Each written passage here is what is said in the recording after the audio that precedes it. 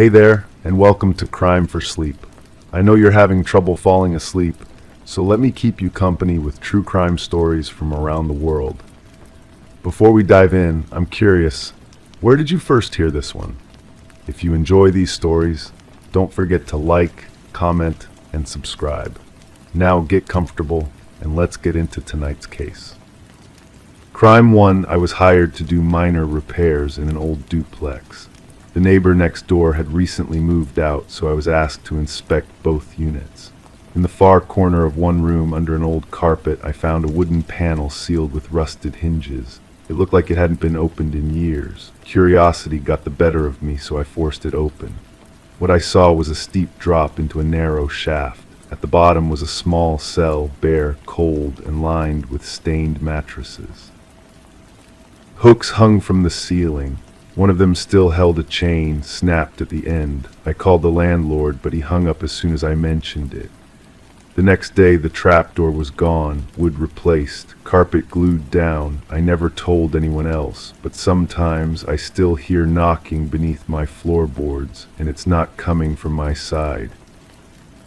The smell hit me first when I returned to finish the job. Bleach, strong enough to burn my nostrils, but underneath it lurked something else, something organic and wrong.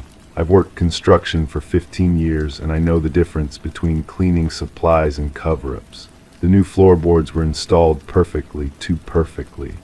The grain didn't match the rest of the room, and the wood looked machine-cut, not weathered like everything else in that old duplex. I started asking questions. The landlord claimed he knew nothing about any trapdoor. Said I must have been seeing things, that old buildings play tricks on your mind, but his voice shook when he said it, and he wouldn't meet my eyes. The previous tenant had lived there for 8 years, he told me. Quiet guy, kept to himself, paid rent on time, never caused problems. The way he described him felt rehearsed, like he'd said those exact words before. I went to the local hardware store where I'd bought supplies for the job. The clerk remembered the landlord coming in 2 days after I found the trapdoor. He bought industrial-grade adhesive, soundproofing foam, and enough lumber to redo a small floor, paid in cash. The clerk thought it was odd because most contractors put materials on account, but the landlord insisted on cash and seemed nervous about the whole transaction. The investigation started eating at me.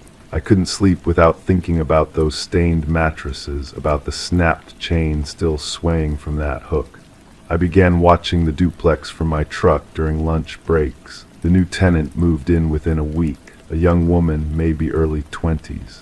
She worked nights and came home in the morning, always alone, always looking over her shoulder as she unlocked the door. I tried talking to neighbors on the street. Most claimed they'd never noticed anything unusual about the previous tenant, but one elderly woman who lived across the street admitted she'd sometimes heard strange sounds coming from the duplex. Muffled crying, she said, voices that didn't sound like conversation. She'd called the police twice, but they said they couldn't investigate noise complaints without specific evidence of wrongdoing. The police reports were public record. I found them at the courthouse. 2 complaints filed against the address, both dismissed as unfounded, but there were other reports too. Missing person cases from the surrounding area. 3 women in 2 years, all young, all last seen walking alone near the duplex's neighborhood. The cases remained open but had gone cold months ago. I started following up on those missing persons. The families were desperate for answers, grateful that someone still cared enough to ask questions. Each woman had been living alone, working night shifts, struggling financially. The kind of people who might respond to an offer of cheap rent or temporary shelter. The kind of people whose disappearance might not be immediately noticed. One family showed me their daughter's phone records from the weeks before she vanished. Multiple calls to the same number, which I traced back to a classified ad for affordable housing. The ad had been posted by someone using the previous tenant's name, offering below-market rent for the right person. Young women preferred, no references required, cash only. The phone number was disconnected now, but I found the ad archived online. The wording was careful, designed to attract vulnerable people without seeming predatory. It mentioned privacy, discretion, and understanding for people going through difficult times. Reading it made my skin crawl because I recognized the psychology behind it. This wasn't random. This was planned. I confronted the landlord again, armed with what I'd learned. This time he was different, hostile instead of nervous. He threatened to have me arrested for harassment and trespassing. Said I was making up stories to cover my own incompetence as a contractor. But when I mentioned the missing women, something shifted in his expression. Fear replaced anger. He knew more than he was admitting. The new tenant started looking sick. I saw her coming home from work and she'd lost weight. Her skin had a gray pallor and she moved like someone constantly exhausted. When I tried to approach her, she hurried inside and wouldn't answer her door. But I could hear her inside, pacing back and forth, like she was trapped in a cage. I went back to the hardware store. The same clerk was there, and this time he was more talkative. He remembered the previous tenant, too. Said the guy came in regularly, always buying strange combinations of items. Padlocks and chains, soundproofing materials, heavy-duty cleaning supplies. The clerk had wondered about it but minded his own business. He regretted that now. The breakthrough came from an unexpected source. The postal worker who delivered mail to the duplex for years contacted me after hearing I was asking questions around the neighborhood. She'd always been suspicious about the previous tenant because he received packages addressed to different women's names. When she asked about it, he claimed they were relatives staying with him temporarily. But she never saw any women coming or going, and the packages kept coming for months after he said they'd moved away. I obtained copies of the delivery records, 7 different women's names over 2 years. The packages contained items that suggested long-term stays, clothing, personal care products, medications. But none of these women had forwarding addresses when they supposedly moved. Their mail just stopped coming one day without any change of address forms filed. The pattern was becoming clear, but the evidence remained circumstantial. I needed something concrete, something that would force the authorities to take action. I decided to search the property more thoroughly, looking for anything the hasty cover-up might have missed. Working alone after dark, I examined every inch of the duplex's exterior. In the basement, behind the water heater, I found something that made my blood freeze. Scratches in the concrete wall, not random marks, but deliberate scratching. Someone had been clawing at that wall, trying to escape. The scratches formed letters, barely visible but unmistakable when you knew what to look for. 7 different sets of initials, each followed by dates. The dates corresponded to the missing persons reports. Each woman had left her mark, a final desperate attempt to prove she'd been there. The scratches were deep enough to have drawn blood. I could see dark stains in the concrete around them, stains that no amount of bleach could completely erase. I documented everything with photographs and measurements, but when I returned the next morning with the police, the scratches were gone. The entire section of wall had been resurfaced with fresh concrete. Someone had been watching me, had seen me discover their secret, and had moved quickly to eliminate the evidence. The police were skeptical of my claims without physical proof. They said the missing women could have gone anywhere, that people disappear for many reasons. The landlord produced documentation showing the previous tenant had moved out voluntarily, had even provided a forwarding address. Everything appeared legitimate on paper. But I knew what I'd seen: the trapdoor, the cell, the chains, the scratches in the concrete. Someone had used that duplex as a prison, and multiple women had suffered there. The system had failed them, and now it was failing me by refusing to investigate properly. The new tenant disappeared 3 weeks later. Her employer reported her missing when she failed to show up for work. Her apartment showed no signs of struggle, no indication of where she might have gone. Just like the others, she seemed to have vanished without a trace, but I knew she hadn't left voluntarily. I continue watching the duplex, but it remains empty now. The landlord claims he's having trouble finding reliable tenants. Sometimes I see him there with other men, going in and out at odd hours, always careful to check if anyone's watching. They're planning something new, finding a different way to continue their operation. The families of the missing women still call me sometimes. They want updates, hope for closure. I tell them I'm still investigating, but the truth is I feel helpless. The evidence has been destroyed, the witnesses have disappeared, and the authorities consider the case closed before it ever really opened. Late at night, when the neighborhood is quiet, I park across from the duplex and listen. The knocking I mentioned before has gotten stronger, more insistent. It's not coming from my floorboards anymore. It's coming from beneath the duplex itself, from somewhere deeper than that hidden cell I discovered. Something is still down there, still trying to get out. I know I should stop obsessing over this case, should move on with my life and let the dead rest. But those initials scratched into the concrete wall haunt me. 7 women tried to leave proof they existed, tried to ensure someone would know what happened to them. I'm the only person who saw their final messages, and I failed to preserve them. The landlord still lives in the neighborhood. I see him sometimes at the grocery store or gas station. He always watches me when he thinks I'm not looking, probably wondering if I'll ever give up my investigation. But he doesn't understand that this isn't just about solving a crime anymore. It's about honoring the memory of women whose names no one remembers, whose disappearances no one mourns. I keep their initials written in a notebook, along with the dates I found scratched in that concrete wall. Someday, when I have enough evidence to make people listen, I'll tell their stories properly.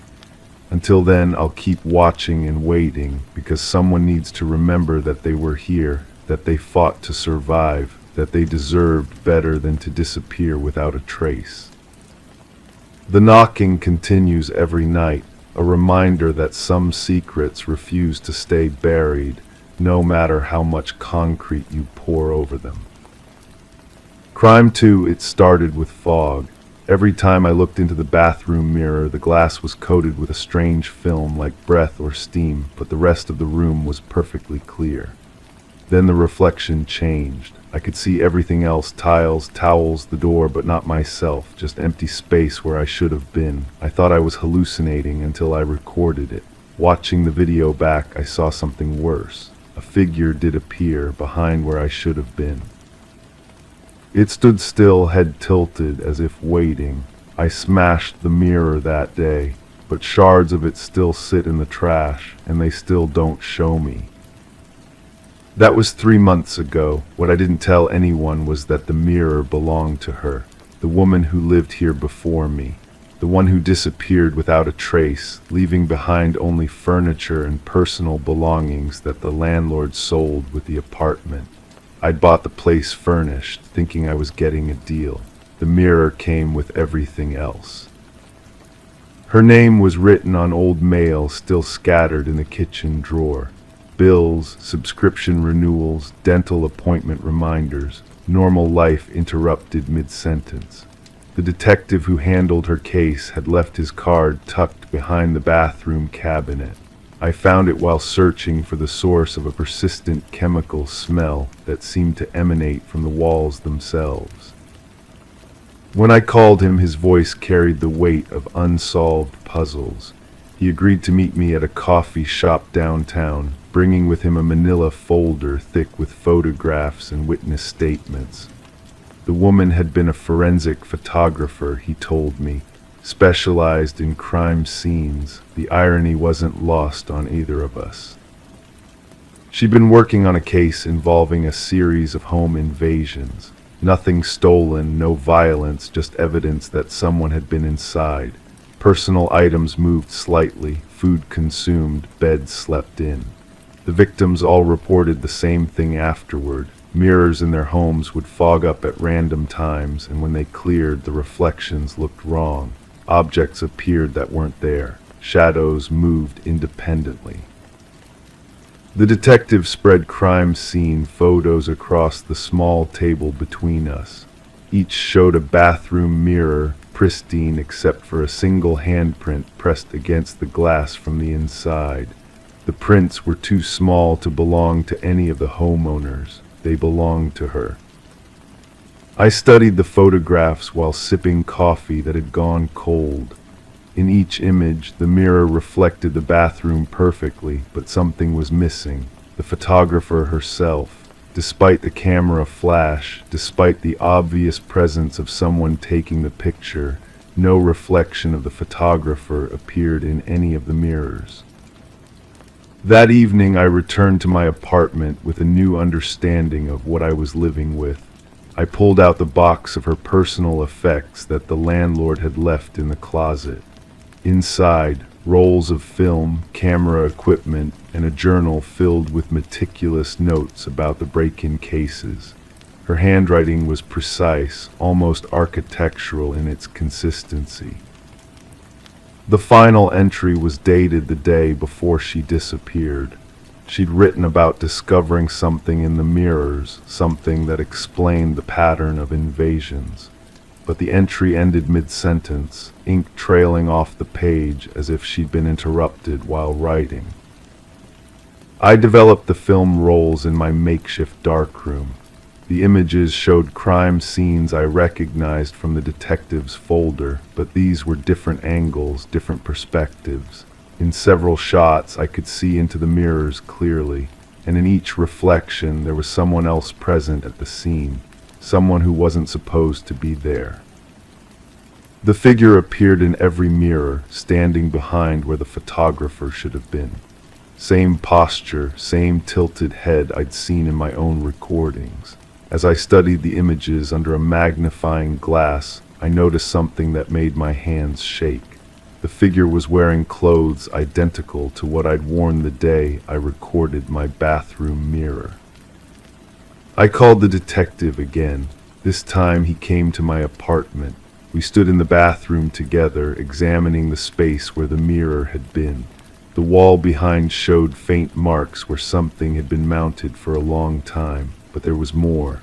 Scratches in the drywall formed letters, spelled out in desperate fingernail marks, "Not alone." He told me about the final search of the apartment after she disappeared.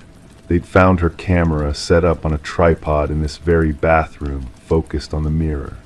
The memory card contained hundreds of photos, all taken automatically at regular intervals over several days. The sequence showed her reflection gradually fading from the mirror until, in the final images, she wasn't visible at all. Just the figure behind her, growing clearer with each shot. We found her journal's final pages hidden behind the loose bathroom tile. The complete entry revealed her discovery. The break-ins weren't random. Someone had been using the mirrors as observation points, watching the homeowners through their own reflections. The technology was simple but effective. Specialized glass, two-way mirrors installed in place of the originals. But the journal contained one more revelation that changed everything. The person watching through the mirrors wasn't breaking in from outside. They were already inside, living in the walls, moving through hidden passages between apartments in the building. The same person who'd installed the mirrors throughout the neighborhood. I am still living in this apartment. The detective closed her case as a missing person, likely relocated for her own safety. But I know better. I found the passages she wrote about, the narrow spaces between walls where someone could move unseen throughout the building. I followed them to their source. The building's maintenance room contains a wall of monitors, each connected to mirrors throughout the complex. Some screens show empty rooms. Others show tenants going about their daily routines, unaware they're being watched. And on one monitor, I can see my own bathroom, the wall where the mirror used to hang. I understand now why she disappeared. She got too close to the truth, and the watcher couldn't risk exposure. I've been more careful, gathering evidence slowly, documenting everything. But sometimes, when I look at my reflection in other mirrors throughout the apartment, I see that same figure standing behind me. The question that keeps me awake isn't who is watching, or even why. It's simpler and more terrifying. How long have they been there, and how many of us know we're being observed? In a building full of people living their private lives, how do you identify the one person who isn't really living here at all, but simply watching? Last week I received an envelope slipped under my door. Inside was a single photograph, my bathroom mirror unbroken, hanging exactly where it used to be. In the reflection I can see myself clearly, but standing behind me is someone else entirely. Someone I recognize from the building's tenant directory. The timestamp on the photograph is from tomorrow. Crime 3. When I came home from work, the apartment looked untouched, doors locked, windows sealed. But in the center of my bed were clothes I hadn't worn in years, a hoodie from high school, jeans I gave away. They were folded neatly like a gift. On top was a single glove, one I'd lost in a laundromat long ago. Nothing else was missing, no signs of forced entry. The police took a report but didn't seem concerned. A week later, the clothes changed again. This time they weren't mine, at least not ones I remembered, but they fit perfectly. Whoever was inside knew my size, my habits, my history. I'm starting to think they know it better than I do. The first thing I did was change all the locks. The locksmith was a quiet man with calloused hands who asked too many questions about why I needed new hardware. When he finished, he handed me 3 sets of keys and told me to keep one hidden somewhere safe. I watched him from my window as he loaded his tools, noting how he glanced back at my building before driving away. His van had no company logo. I started keeping a journal of everything that felt wrong. The way my coffee mug faced a different direction each morning. How my shower curtain hung slightly crooked, though I remembered straightening it the night before. The faint scent of cigarettes in my bathroom, though I'd never smoked. Small things that could be explained away individually but formed a pattern when collected together like evidence in a case file I was building against my own sanity. My neighbor from across the hall mentioned seeing someone on our floor during the day, someone who looked like they belonged but moved with the hesitation of a stranger. She described them as average height, average build, wearing clothes that seemed familiar but she couldn't place where she'd seen them before. When I pressed for more details, she became vague, saying she'd only caught glimpses and couldn't be sure of anything. Her answers felt rehearsed. The second delivery of clothes included a sweater I recognized from college, one I donated years ago along with boxes of other belongings I no longer needed. But this sweater had a small hole near the left elbow that hadn't been there when I gave it away. Someone had worn it, lived in it, maybe even slept in it. The fabric held the ghost of an unfamiliar detergent, something floral and cloying that made my stomach turn. I decided to set up a camera in my bedroom, a small device hidden behind some books on my shelf. For 3 days, nothing happened. Then I found the camera moved, repositioned so it faced the wall instead of the bed. The memory card was gone. In its place was a handwritten note on paper I recognized from my own desk drawer. "We need to talk about what you've forgotten." The handwriting looked like mine but slightly different, as if someone had practiced copying my style until they almost got it right. The ink was from a pen I kept in my kitchen, one I used for grocery lists and phone messages. I checked the drawer where I stored it and found the pen exactly where I'd left it, but the tip was worn down more than I remembered. My sister called that evening, concerned because she'd received a strange message from my phone number. Someone had texted her asking about our childhood, wanting to know if she remembered the games we used to play and the secrets we used to keep. She read me the messages, and they were filled with details only I would know, yet I had no memory of sending them. When I checked my phone, the conversation wasn't there. I started sleeping on my couch, unable to face my bedroom where strangers' clothes appeared like offerings on an altar I never built. But even there, I felt watched. The building settled around me with creaks and whispers that sounded almost like conversations in rooms I couldn't see. My dreams were filled with the sensation of someone going through my belongings, touching everything I owned with hands that knew where each item belonged. The landlord agreed to let me review the security footage from the building's entrance, but when we sat down to watch it together, entire sections were missing. The gaps always coincided with days when I'd found new clothes or noticed changes in my apartment. He seemed genuinely puzzled, claiming the system had never malfunctioned before. But when he left me alone with the computer, I found deleted files in the recycle bin, fragments of video that showed someone entering the building with a key that worked perfectly in the front door. The figure in the footage was too blurry to identify clearly, but something about their posture reminded me of myself. They moved through the lobby with the confidence of someone who belonged there, someone who knew exactly where they were going. In one fragment, they turned toward the camera for just a moment, and I felt a chill of recognition I couldn't explain. I hired a private investigator, a woman with sharp eyes who listened to my story without judgment. She asked about my past relationships, former roommates, anyone who might have had access to my belongings over the years. As we talked, I realized how many people had moved through my life, how many had keys or knew my routines or had reasons to remember me that I'd forgotten. The list grew longer than I expected.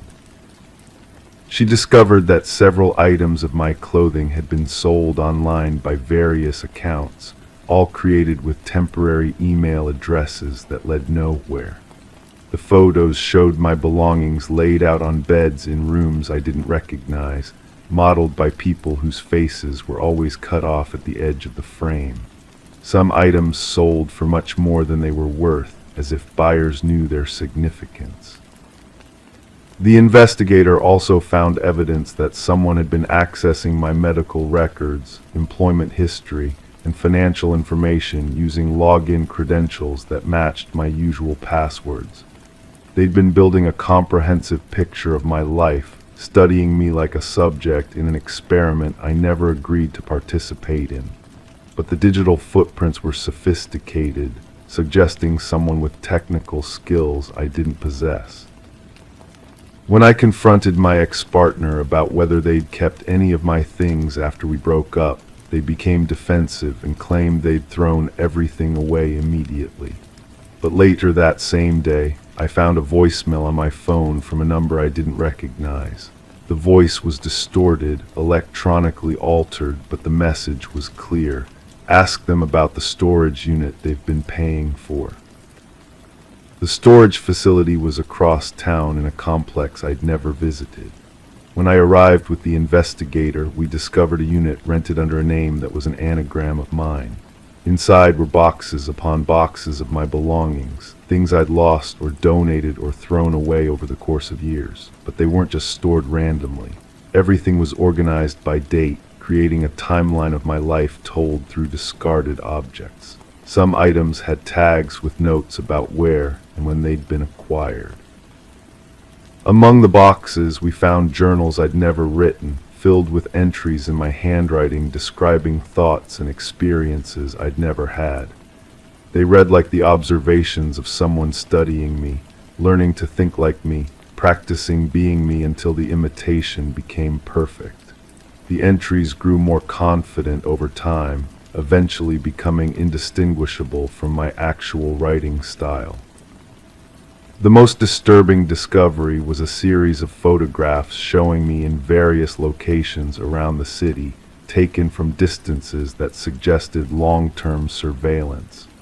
In many of them I appeared completely unaware of being watched, but in others I seemed to be looking directly at the camera, even smiling slightly, as if I knew the photographer was there. I have no memory of posing for these pictures. The investigator showed me how to trace the rental agreement for the storage unit, but the paper trail led to a series of fake identities and shell companies that dissolved as soon as we tried to follow them. Whoever was behind this had planned carefully, creating layers of misdirection that would take months to unravel. They'd been watching me long enough to learn not just my habits, but my reactions, my fears, my blind spots. We installed new security measures in my apartment and began documenting everything with timestamps and witnesses. For a few weeks, nothing happened. The clothes stopped appearing. My belongings stayed where I left them. I started to believe the investigation had scared off whoever was responsible. But then I found something that changed everything. Hidden inside the lining of my winter coat was a small device I'd never seen before, something that looked like a combination of recording equipment and tracking technology. It was sophisticated, expensive, the kind of thing that required specialized knowledge to operate. When we had it analyzed, we discovered it had been there for over a year, silently collecting data about my movements, conversations, and habits. But the most unsettling discovery was that the device had been modified with components that weren't commercially available. Someone with significant technical expertise had customized it specifically for long-term covert surveillance. The investigator told me this suggested either law enforcement involvement or someone with access to government-grade equipment. As we dug deeper into the case, I began to remember things I'd forgotten or ignored. How I'd started finding perfect strangers on social media who claimed to know me from places I'd never been. Messages from old friends asking why I'd contacted them when I had no memory of reaching out. Delivery confirmations for packages I'd never ordered, all sent to addresses where I'd lived years earlier. The pattern suggested someone had been impersonating me for much longer than I'd realized, using my identity to maintain relationships and access information I'd never shared willingly. They'd become so skilled at mimicking my communication style that even people who knew me well couldn't tell the difference between my genuine messages and their fabrications. The investigation stalled when we tried to identify who had the resources and motivation to conduct such an elaborate deception. The suspects included former partners, colleagues, family members, and complete strangers who might have become obsessed with me for reasons I couldn't understand. Each lead raised more questions than it answered. But then I found something that made me question everything I thought I knew about the case. Hidden in my own desk drawer, underneath papers I rarely touched, was a receipt for the rental of the storage unit. It was in my handwriting, paid for with my credit card, on a date when I had no memory of being anywhere near that part of town. The investigator looked at me differently after that discovery, asking questions about my mental health, my sleep patterns, whether I'd ever experienced periods of lost time or memory gaps. She suggested I see a doctor, get some tests done, consider the possibility that I might be responsible for things I couldn't remember doing. I sit here now writing this account, trying to piece together a truth that shifts every time I think I've grasped it. The clothes still appear sometimes, folded neatly on my bed like gifts from a version of myself I don't recognize. Maybe I've been talking to myself all along, creating mysteries to solve, because the alternative is accepting that my mind has been playing tricks more elaborate than any stalker could devise.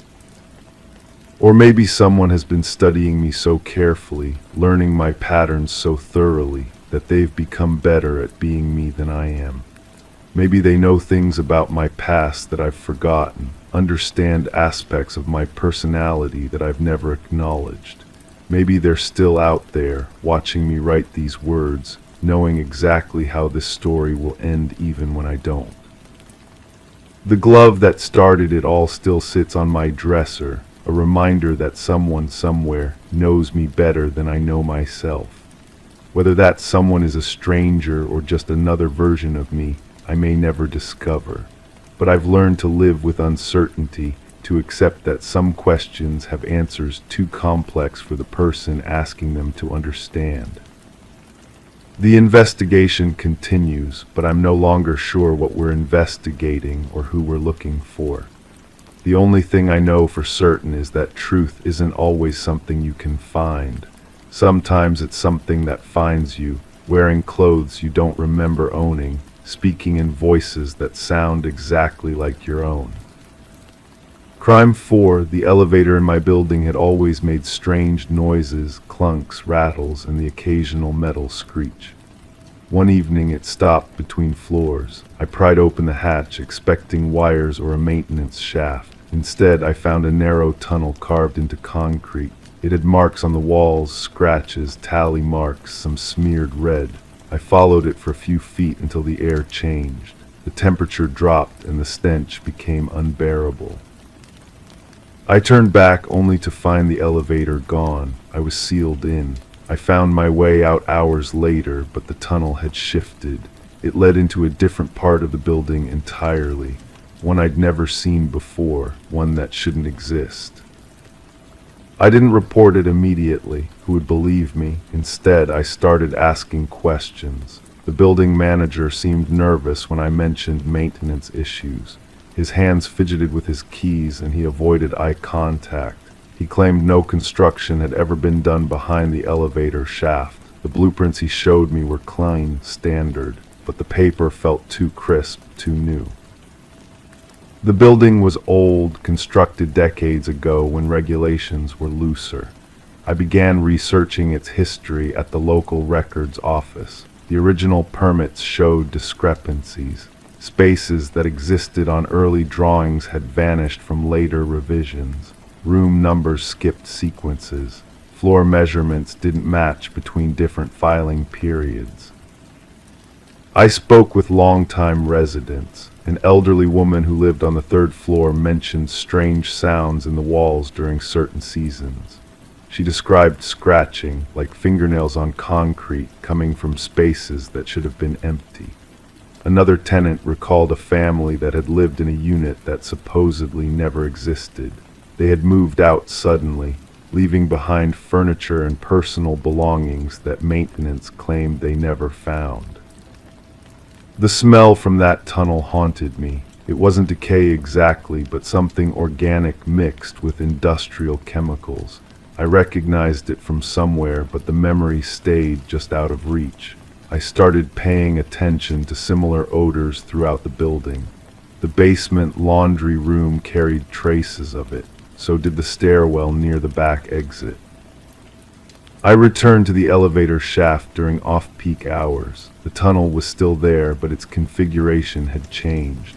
The scratches on the walls were deeper, more deliberate. I brought a flashlight and ventured further.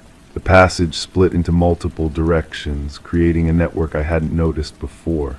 Some paths were blocked by debris that looked intentionally placed. Others opened into small chambers carved from the building's foundation. In one of these chambers, I found items that didn't belong to any maintenance operation.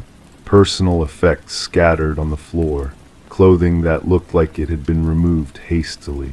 A wallet with identification documents, but the photo had been carefully cut out. Credit cards with names that didn't match any current or past residents I could verify. The building's employee records were incomplete. Names appeared and disappeared from payroll lists without explanation. Background checks seemed cursory. Several individuals had been hired for maintenance positions despite having no verifiable work history. When I tried to contact them through the information on file, the phone numbers were disconnected and the addresses led to vacant lots or buildings that had been demolished. I started mapping the tunnel system. It extended beyond our building's footprint, connecting to adjacent structures. Some passages showed signs of recent use, fresh scratches in the concrete, areas where dust had been disturbed. The chemical smell was stronger in certain sections, almost overpowering. One passage led to what appeared to be a storage area. Shelves lined the walls, holding containers with no labels. The contents looked like personal belongings, jewelry, documents, photographs with faces obscured or missing. Everything was organized with unsettling precision. Items were sorted by type and stored in clear plastic bags with handwritten numbers. I photographed everything, but the images came out strangely distorted. The lighting seemed wrong, creating shadows that hadn't been visible to my naked eye. Some photos showed shapes in the background that I hadn't noticed while taking them. When I tried to enhance the images, the distortions became more pronounced rather than clearer. The building management company was a shell corporation. Multiple layers of ownership led to dead ends and dissolved entities. The current managers had been in place for only a few years, despite claiming longer tenure. Their knowledge of the building's history was suspiciously limited for people supposedly responsible for its operation. I discovered that several missing person reports had been filed over the years involving individuals whose last known addresses were in our building or nearby structures. The cases had been closed due to lack of evidence, but the patterns were troubling. People who had lived alone with limited social connections who might not be missed immediately. The police reports I managed to access through public records requests contained inconsistencies, witness statements that contradicted each other, evidence that was collected but never properly processed, investigations that were closed prematurely despite obvious leads that hadn't been pursued. I interviewed family members of some of the missing individuals. They described similar experiences with building management, difficulty accessing personal belongings after their relatives disappeared, conflicting information about lease agreements and security deposits. In several cases, the apartments in question were reportedly claimed and re-rented within days of the disappearance, despite ongoing investigations. The tunnel system seemed to be actively maintained. New sections appeared to have been excavated recently. The tool marks on the walls were consistent with professional excavation equipment, not makeshift digging. Someone with resources and expertise was expanding the network systematically. I began noticing patterns in the building's occupancy. Certain units experienced unusually high turnover rates. Tenants would move in and disappear within months, often leaving behind most of their possessions. The timing coincided with periods when I noticed increased activity in the tunnels. My own apartment started feeling different. Items were moved slightly from where I had left them. The locks on my door showed signs of being picked. I installed a security camera, but the footage was mysteriously corrupted during critical periods. The corruption wasn't random. It occurred specifically during times when I was away from the apartment. I realized I was being watched. The same individuals appeared repeatedly in locations where I was conducting my investigation. They never approached me directly, but their presence felt purposeful. When I tried to photograph them, they would disappear into crowds or around corners with timing that seemed too convenient to be coincidental. The building manager offered to relocate me to a different unit, claiming there were issues with the plumbing in my current apartment. His insistence was unusual, almost desperate. The new unit he suggested was in a section of the building where other tenants had previously disappeared. When I declined, his demeanor changed noticeably. I started sleeping elsewhere, staying with friends or in hotels, but even away from the building, I felt the presence of those same watchers. They had expanded their surveillance beyond the building itself. My investigation had made me a target. The final piece came from an unexpected source. A former maintenance worker reached out to me through a mutual contact. He had quit suddenly several months earlier and had been too frightened to speak until now. He described being asked to dispose of items from the tunnel system, personal belongings that had no explanation for being there. He was told they were abandoned property, but some items were clearly valuable and would never have been left behind voluntarily.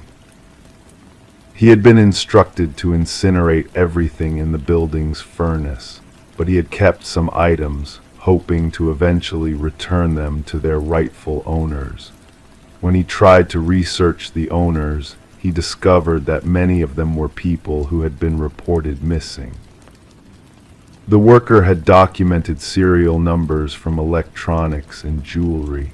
When cross-referenced with police reports, they matched items belonging to several missing individuals. The building management had been systematically collecting and disposing of evidence. But when I tried to contact the worker again, his phone was disconnected. The mutual contact who had introduced us claimed to have no knowledge of our conversation. It was as if he had never existed. I realized that my investigation had led me too close to something that powerful people wanted to remain hidden. The tunnel system was not just a hiding place, it was part of an organized operation. The building was being used as a hunting ground, and I had stumbled into the middle of it. The authorities I had contacted seemed uninterested in pursuing the evidence I had gathered. My reports were filed but never followed up on. The investigators I spoke with asked questions that suggested they already knew more than they were admitting. Their responses felt scripted, designed to discourage further inquiry. I understand now that I am not the first person to discover the truth about this building. Others have stumbled onto the same evidence and faced the same obstacles. Some have disappeared entirely. Others have been discredited or intimidated into silence. The tunnel system continues to expand. New sections appear regularly, and the organization behind it grows bolder. They know that even if someone discovers their operation, the evidence can be made to disappear. Witnesses can be silenced. Records can be altered or destroyed. I still live in the building, but I am no longer investigating. The watchers have made it clear that my safety depends on my silence. I go about my daily routine, pretending I never found the tunnel behind the elevator wall, but I know it's still there and I know what it represents. The building around me is not just a place where people live. It's a carefully constructed trap designed to prey on those who won't be missed. The missing person reports will continue to be filed and ignored. The evidence will continue to be destroyed. And somewhere in those tunnels, the truth about what happened to all those people remains buried in the dark. Crime 5, living alone has its comforts until things go out of place. One morning I noticed my toothbrush was damp, not just used wet freshly so. I hadn't touched it. I convinced myself I must have forgotten. But it happened again and again. I set up a camera facing the bathroom. What I caught wasn't someone breaking in, it was someone already inside. They emerged from behind the wall panel under the sink, brushed their teeth with my brush, then crawled back into the shadows. Calm. Casual, like it was their home, I sealed the walls shut. The next day the panel was open, my toothbrush was wet, and the camera was gone. The taste of mint lingered in the air when I woke up that first morning. Strange, considering I hadn't brushed my teeth yet. The bathroom felt different too, warmer than usual, as if someone had been breathing in that small space for hours. I picked up my toothbrush and felt the dampness between my fingers. Cold water droplets still clung to the bristles. I stood there staring at my reflection, trying to remember if I'd gotten up during the night. Had I sleepwalked? The thought unsettled me more than I cared to admit. I'd lived in this apartment for 3 years, and nothing like this had ever happened. The second occurrence made my skin crawl. Same dampness, same faint mint scent, same inexplicable warmth in the bathroom. This time I noticed something else, a single strand of hair caught in the drain, dark brown, longer than mine. I pulled it out with tweezers, holding it up to the light. The texture was coarser than my own hair, and there was something about its color that seemed familiar, though I couldn't place where I'd seen it before. I began documenting everything. A small notebook by my bedside became my record of these intrusions. Each morning I'd check the toothbrush, note its condition, examine the bathroom for any other signs. The pattern was irregular but persistent. Some mornings brought nothing unusual. Others left me questioning my own sanity. The third week brought a new discovery. Water spots on the mirror, arranged in a pattern that suggested someone had been leaning close, breathing against the glass. The condensation had dried into ghostly fingerprints, too large to be mine, too deliberate to be accidental. I photographed them with my phone, studying the whorls and ridges until my eyes burned. That's when I decided to install the camera, a small, discreet model that could record continuously, hidden behind a decorative plant on the shelf across from the bathroom. The salesperson assured me it could capture clear footage even in low-light conditions. I felt both foolish and terrified as I set it up, wondering if I was documenting my own mental breakdown or someone else's crime. For 3 nights, nothing happened. The toothbrush remained dry, the mirror clean, the air holding only the familiar scents of soap and shampoo. I began to relax, convincing myself that my vigilance had scared away whatever had been disturbing my peace. Perhaps it had been my imagination all along. The 4th night changed everything. I woke to the soft sound of water running. Not the aggressive flow of a faucet fully opened, but the gentle trickle of someone trying to be quiet. My heart hammered against my ribs as I lay perfectly still, straining to hear more. The sound stopped. Then came something worse, the deliberate, measured scraping of teeth being cleaned. I wanted to move to confront whatever was in my bathroom, but my body refused to obey. Fear had turned my muscles to stone, my breath to shallow gasps that I was certain could be heard throughout the apartment. The brushing continued for what felt like an eternity, accompanied by the occasional soft spit into the sink. When silence finally returned, I waited. The apartment felt different again, as if the air itself had been disturbed and was slowly settling back into place. I counted my heartbeats until dawn, then crept to the bathroom. The toothbrush was soaked, and this time there was no denying the evidence scattered around the sink. Tiny droplets of water, a smear of toothpaste on the faucet, and that same coarse hair tangled around the drain. The camera footage revealed everything and nothing. I watched myself sleep peacefully as a shadow moved through my apartment with the confidence of someone who belonged there. The figure was methodical, careful, almost respectful of my space except for the single violation of my toothbrush. They knew where everything was kept, moving without hesitation to the bathroom cabinet, retrieving toothpaste, using my brush with an intimacy that made my stomach turn. But the most disturbing part came when they finished. Instead of leaving through a door or window, they approached the panel beneath the bathroom sink, a maintenance access I'd never paid attention to, and simply disappeared behind it. The wall swallowed them completely, as if they'd never existed at all. I examined that panel with new eyes. The screws were loose, worn smooth by repeated handling. Behind it lay a narrow space between walls, part of the building's old infrastructure that had been sealed off decades ago. Someone had been living in the bones of my building, emerging only when they needed something from the world above. The police report I filed felt surreal to write. How do you explain that someone is living in your walls, using your toothbrush, sharing your most private spaces? The officer who took my statement was professional but skeptical. Without evidence of theft or damage, there was little they could do. They suggested changing my locks and installing better security, advice that felt pointless when the intruder was already inside. I sealed the panel with construction adhesive and heavy-duty screws. The work took most of an afternoon, and I felt satisfied as I cleaned up the tools and swept away the debris. That night, I slept better than I had in weeks, confident that I'd solved my problem.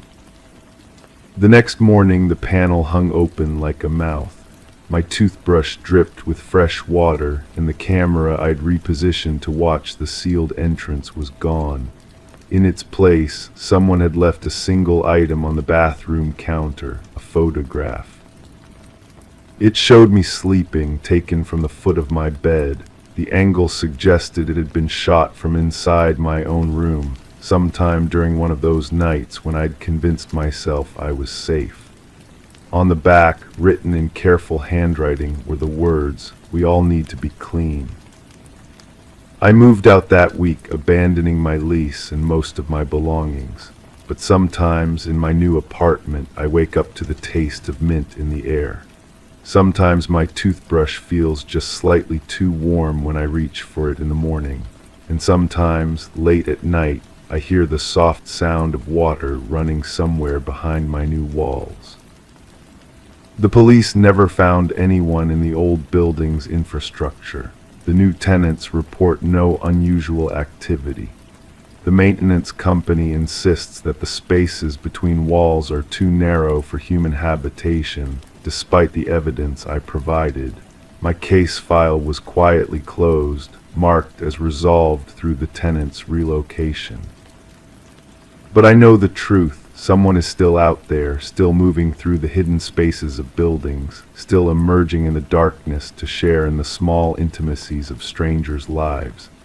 They're patient, careful, and they understand that the most disturbing violations are often the smallest ones. A wet toothbrush, a warm bathroom, the knowledge that you're never really alone, even when you think you are. I've stopped trying to convince anyone else. Instead, I check my toothbrush every morning, document every anomaly, and try to sleep despite the certainty that somewhere, in some wall, someone is waiting for the perfect moment to remind me that privacy is just an illusion we tell ourselves in the dark. Crime 6, I live in a top-floor unit, no neighbors above me, just the roof. So when I heard screaming, I assumed it came from the street. But it didn't fade with distance. It grew louder, more frantic. I ran upstairs to check the attic access. There were scratch marks on the ceiling panel, like something trying to break through from inside. I called the landlord, who swore no one lived up there. We opened it together. The space was empty, dust, webs, and a few discarded food wrappers. But in the far corner there was a message scratched into the wood, "Still here." That night the screaming came back. This time it was whispering my name. The landlord left me his card that first day, his fingers shaking as he handed it over. He kept glancing at the ceiling, at the scratches we'd both seen. The marks were too deliberate, too purposeful to be accidental.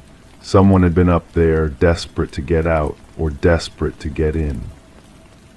I spent the next morning calling the previous tenants. The rental office was reluctant to share information, but I pressed. The woman on the phone grew quiet when I mentioned the attic. She transferred me twice before someone finally gave me a number. The previous tenant answered after 7 rings. Her voice was hoarse, like she'd been crying. She asked if I'd heard anything yet. When I described the screaming, she went silent. Then she told me about the scratches, about finding food wrappers, about the message in the corner. She'd seen it all before. She'd left after 3 months. The tenant before her had lasted 2 weeks. I started documenting everything. The sounds came at different intervals, but always when I was alone. The scratching grew more aggressive, and I found fresh marks appearing on my ceiling panels. Someone was moving through the space between floors, but the landlord insisted it was impossible. The building plans showed no crawl space, no access between units. I recorded the sounds on my phone. The audio came back distorted, filled with static that formed patterns. When I played it back slowly, I could make out words beneath the screaming. "Help me, don't leave, still here." The building superintendent agreed to meet me after I showed him the recordings. He was an older man with calloused hands and tired eyes. He'd worked there for 15 years, he said, and he'd heard stories. Tenants who complained about sounds, scratches, messages. He told me about the renovation work done 3 years ago. They'd sealed off sections of the building, created new walls, new ceiling configurations. But the work had been rushed, he said. Corners were cut, spaces were left unfinished. I asked him if anyone had gone missing during the renovation. He looked away, his fingers drumming against his coffee cup. There had been a worker, he finally admitted. A young woman who'd been part of the construction crew. She'd stopped showing up one day. Her supervisor assumed she'd quit, but her tools were still in the building. Her lunch was still in the break room. The police had been called, but without evidence of foul play, they'd classified it as a missing person case. The supervisor had moved on to other projects. The crew had dispersed. The case went cold. I obtained copies of the police reports. The missing woman's name had been redacted, but the details were there. She'd been working on ceiling installations. Her last known location was the top floor of my building. The report mentioned that she complained to her supervisor about strange sounds in the walls, about feeling watched while she worked. Her personal effects had been found in the building's storage room. A jacket, work gloves, and a small notebook filled with observations about the construction site. The entries grew increasingly concerned as the days progressed. She'd noted sounds that didn't match the building's normal settling, scratches appearing overnight in areas she'd just finished, the feeling that someone was following her through the building. The last entry was a single line. They sealed me in. I confronted the landlord with the police reports. He'd known about the missing worker, he admitted. The construction company had paid him to keep quiet, to avoid negative publicity that might affect rentals. The building had been completed and occupied while the investigation was still open. But he swore the woman wasn't still in the building. The police had searched everything. The construction crew had checked every space. There was nowhere to hide, nowhere to survive. I hired a contractor to examine the ceiling structure. He found inconsistencies in the building plans, spaces that shouldn't exist according to the blueprints. Behind my bedroom wall, he discovered a narrow cavity that ran the length of the building. It was barely wide enough for a person, but it connected to other hidden spaces throughout the structure. Inside the cavity, we found evidence of recent habitation. Water bottles, food containers, clothing, and scratched into the wall dozens of messages, the same handwriting, growing more desperate over what appeared to be months. Can't get out, they don't know I'm here, getting weaker, help me, still here. The contractor called the police. They searched the entire building, checking every unit, every hidden space we discovered. They found more evidence of someone living in the walls, fresh waste, recent food containers, clothing that hadn't yet deteriorated. But they found no one. The detective assigned to the case was skeptical of my story until I played the recordings. She'd worked missing persons cases before, she said. Sometimes people disappeared into places no one thought to look. Sometimes they survived in conditions that seemed impossible.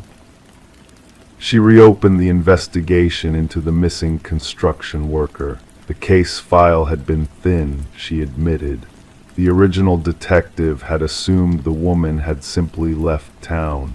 It happened often with transient workers. But the evidence in my walls suggested someone had been living there for years. Someone who knew the building's layout intimately. Someone who'd been trapped or chosen to hide. The investigation stalled when DNA tests came back inconclusive. The materials in the wall spaces were too degraded, too contaminated to provide clear results. The handwriting analysis was similarly inconclusive. Without a body, without a witness, there was no case to prosecute. I moved out of the apartment, but I kept in touch with the detective. She told me the sounds had stopped after the police search. New tenants moved in without incident. The building was quiet. But sometimes, late at night, she admitted she wondered if we'd found everything, if we'd searched every hidden space, if someone was still out there, still moving through walls we hadn't discovered. I think about that worker, about those final months trapped in spaces too small to stand up in, surviving on whatever she could find. I think about the desperation that would drive someone to scratch messages into walls, hoping someone would eventually find them. The building still operates. The landlord never disclosed the investigation to new tenants. The construction company settled with the missing woman's family out of court, no admission of wrongdoing. But I know someone was in those walls, someone who'd been forgotten, abandoned, left to survive in spaces that officially didn't exist. Someone who'd spent years trying to get someone's attention, anyone's attention. The case remains open but inactive. The detective retired. The evidence was filed away. I still have the recordings on my phone. Sometimes I play them back, listening for clues I might have missed. The voice beneath the static is definitely female, definitely desperate, but it's impossible to know if it belonged to the missing construction worker or someone else entirely. Someone who might still be out there. Still here. Crime 7, at first I thought it was a stray cat or maybe a fox. Small bones, rabbits, maybe birds left neatly on my front step, then it escalated. The bones were arranged in patterns, circles, arrows pointing at my door, symbols I didn't recognize. I checked my security camera and found nothing, just blank footage during the nights they appeared. One morning I found a fresh set of bones arranged in a human outline, with a clump of my hair in the center. I don't know who's doing this, or what it means, but something tells me it's a message, and I'm the only one it's for. The smell hit me first that morning, metallic, sharp, cutting through the usual dampness of dawn. I'd grown accustomed to finding things on my porch, but this was different. The bones were still warm, still carrying the scent of something that had been alive not long ago. My fingers traced the air above them, afraid to touch, afraid to disturb whatever ritual someone had performed while I slept. I'd been documenting everything for weeks. Photographs, measurements, notes about the weather and the positioning. The patterns were becoming more complex, more deliberate. What started as random scatterings had evolved into intricate geometries that seemed to follow some hidden logic I couldn't decipher. The bones themselves told stories, some gnawed clean, others bearing marks that didn't look like animal teeth. My neighbor mentioned seeing a figure in my yard one evening, but when I pressed for details, her description shifted. Sometimes tall, sometimes short, sometimes walking, sometimes crouched. The only consistent detail was the careful, methodical movement, like someone following a script they'd memorized perfectly. The security footage troubled me most. The camera worked perfectly during the day, recording delivery trucks and passing joggers with crystal clarity. But during the hours when the bones appeared, the feed showed only static, or worse, my porch empty and undisturbed, as if nothing had happened at all. The timestamp continued normally, but the image froze or pixelated exactly when it should have captured the perpetrator. I started sleeping lighter, listening for footsteps on the wooden boards outside. The house settled differently now, every creak and whisper amplified. I found myself checking the locks multiple times before bed, running my palm along the cold metal of the deadbolt until my skin grew numb from the repetition. The breakthrough came when I discovered the journal, hidden behind a loose board in my basement, wrapped in plastic that reeked of soil and something else I couldn't name. The handwriting was familiar, though I couldn't place it immediately. The entries detailed months of observation, my routines, my visitors, the exact times I turned off my lights each evening. Someone had been studying me with scientific precision. The journal described rituals, symbols, meanings behind each bone arrangement. It spoke of messages being sent, of ancient practices adapted for modern communication. The writer believed they were protecting me from something, or perhaps preparing me for something that was coming. The language grew more erratic toward the recent entries, the handwriting shifting between careful precision and frantic scrawling. One entry made my blood freeze. It described taking a clump of my hair from the salon where I'd gotten a haircut weeks ago. The writer had followed me there, waited for the right moment, collected what they needed for their ritual. They'd been that close, that calculated in their surveillance. I recognized the handwriting then.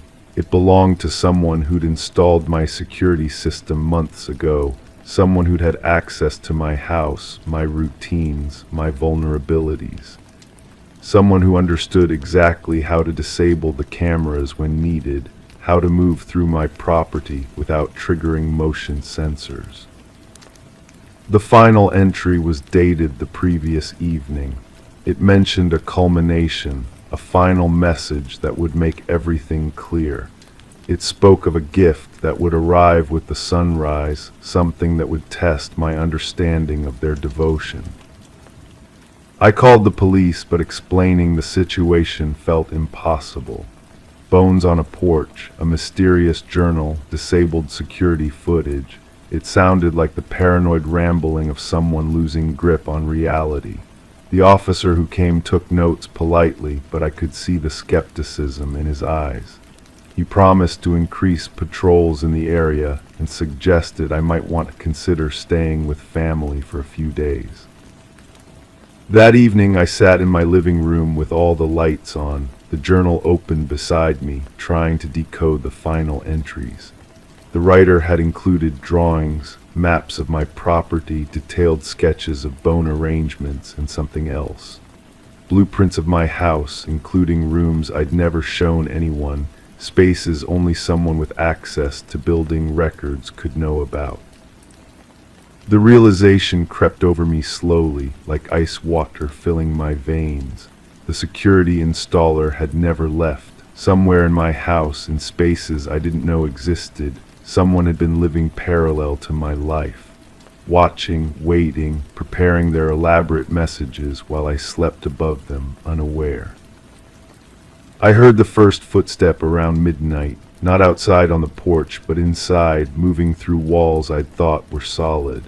The sound was deliberate, unhurried, as if whoever was making it wanted me to know they were there. I clutched the journal, my hands trembling as I tried to find some explanation, some final piece that would make sense of everything.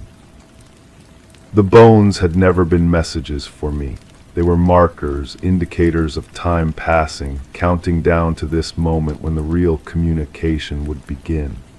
Someone had been preparing me, conditioning me to accept their presence, their intrusion into my life. The patterns, the escalation, the careful documentation, it was all designed to bring me to this point of understanding. But understanding what, as I sit here now, listening to the methodical footsteps moving through my walls, I realize that some questions don't have answers I'm ready to accept. The journal ends with a promise. When the final message is delivered, everything will become clear. I can only hope that clarity doesn't come at a price I'm not prepared to pay. The footsteps have stopped, the house has fallen silent, and I'm still waiting for that final message, wondering if I'll recognize it when it comes, or if I've been reading it wrong all along. Crime 8, I received a notice about an overdue payment for a storage unit I never rented. The facility was nearby, so I went to dispute it. The manager insisted I'd signed for it. My ID, my address, everything matched. He gave me the key. Inside were boxes full of things I recognized, photos I'd thrown away, clothes I donated, even a childhood toy I swore I'd lost. Then I found the documents, handwritten journals in my handwriting detailing events I have no memory of. Crimes. Descriptions of victims, locations, and at the bottom of each page, you promise not to forget. The smell hit me first when I opened that metal door. Stale air mixed with something else, something familiar yet wrong, like old fabric softener clinging to clothes that had been packed away too long. The fluorescent light above flickered as I stepped inside, casting uneven shadows across cardboard boxes stacked against the walls. My hands shook as I lifted the first box. The weight felt right, like muscle memory guiding my movements. Inside, wrapped in tissue paper that crinkled too loudly in the silence, were photographs, not just any photographs, pictures of me at my graduation, at family dinners, on vacation. But these weren't copies I'd kept. These were the originals I'd deliberately destroyed after my divorce, the ones I'd torn up and thrown in the garbage because looking at them hurt too much. Yet here they were, perfectly preserved, arranged in chronological order, with a care that made my skin crawl. The second box contained clothes, a red sweater I'd donated to charity, a pair of boots I'd given to my sister, a jacket I'd thrown away because it reminded me of someone I wanted to forget. Each item folded with precision, smelling faintly of the lavender sachets I'd once used in my closet.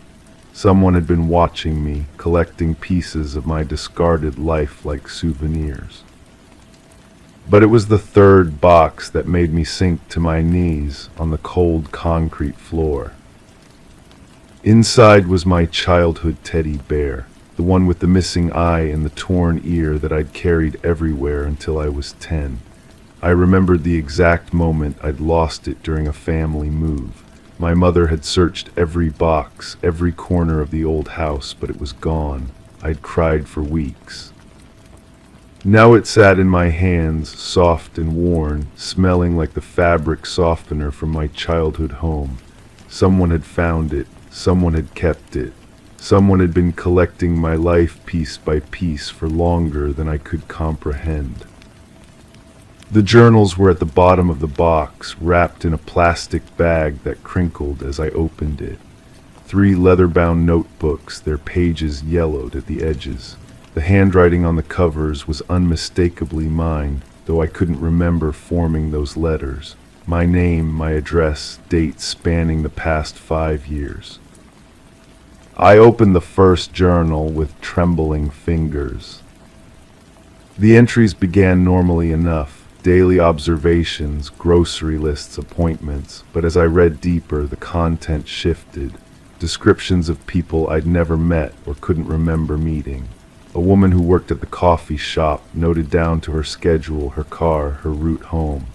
A man who jogged past my street every morning, his habits catalogued with disturbing precision. Then came the locations. Detailed maps of neighborhoods I'd never visited or thought I'd never visited.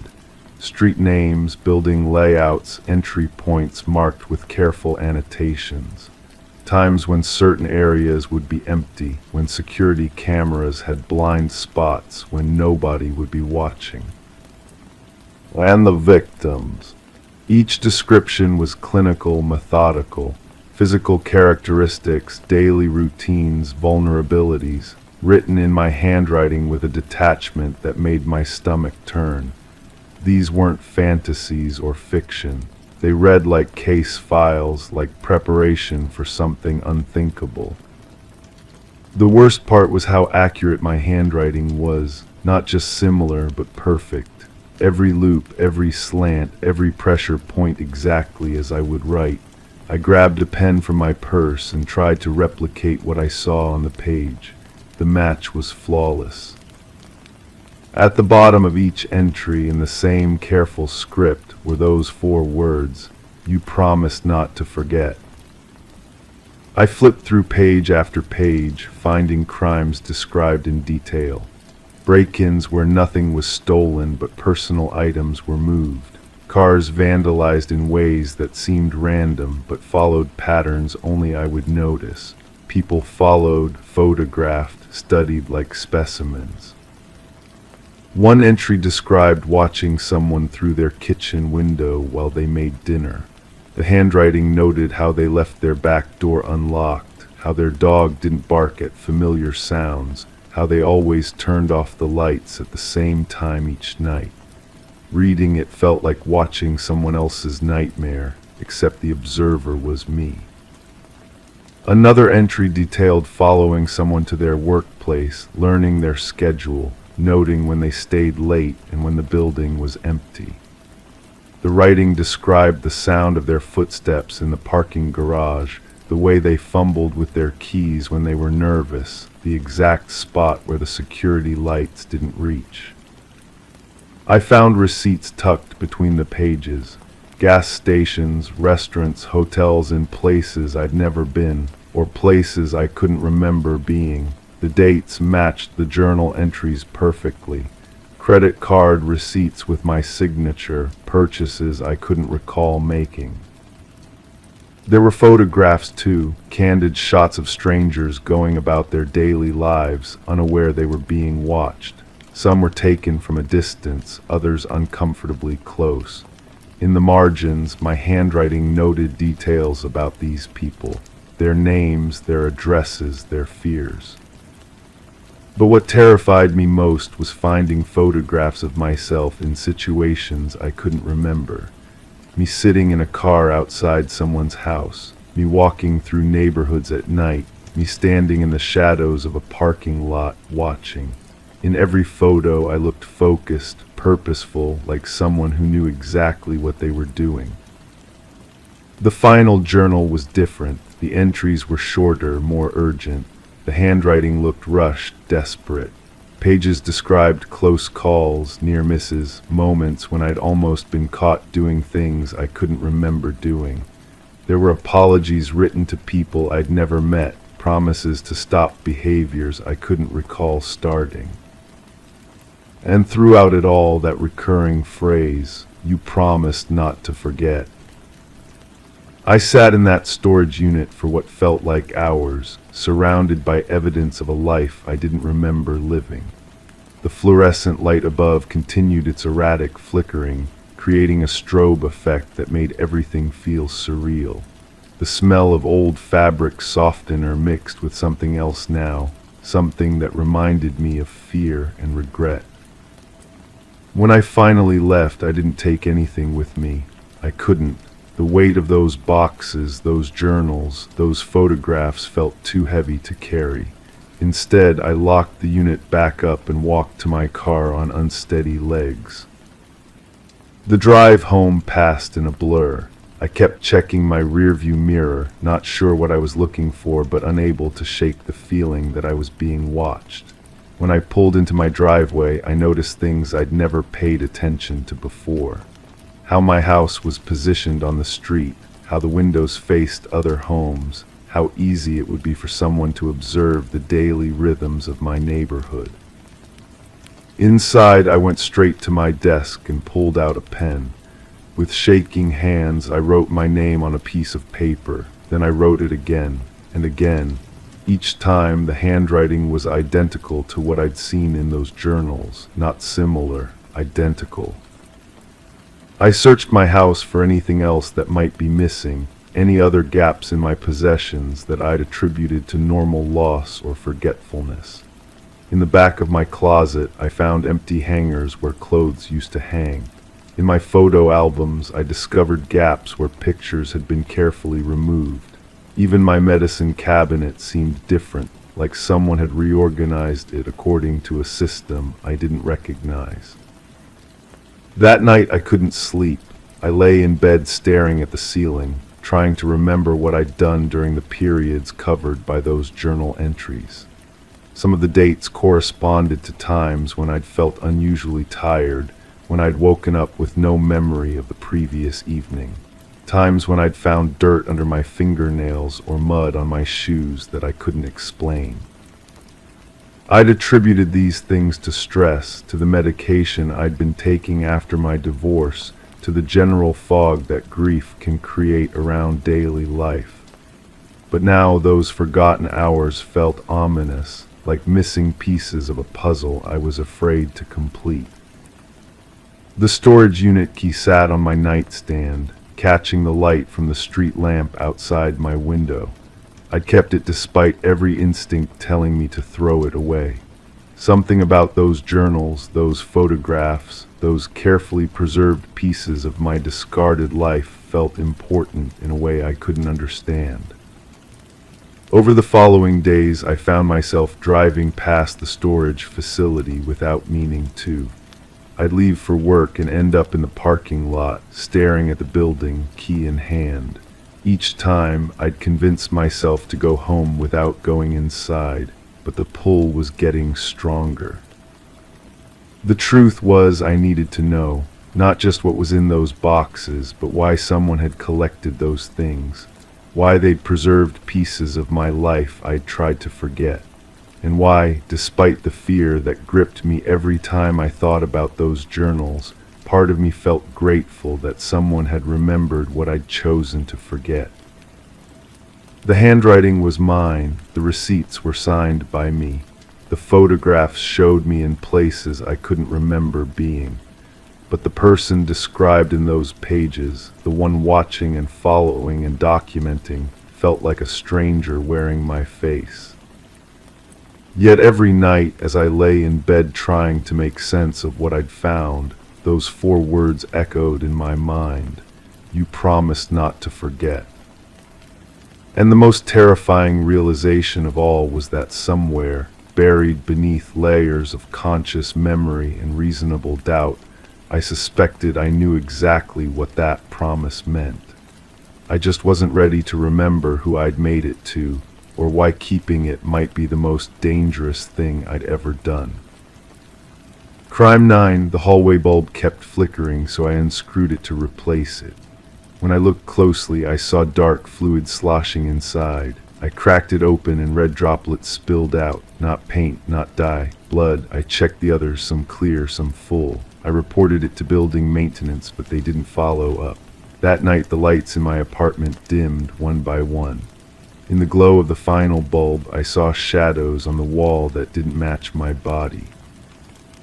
They twisted, slow and deliberate, like they were waiting for me to turn off the last switch. I didn't sleep that first night. Instead, I sat in my kitchen with every light on, staring at the collection of bulbs I'd gathered from around the building. 7 bulbs, 4 contained the same dark liquid. The maintenance supervisor had laughed when I called again, suggesting I'd been watching too many horror movies, but this wasn't fiction. The metallic smell lingered on my fingertips despite washing them repeatedly.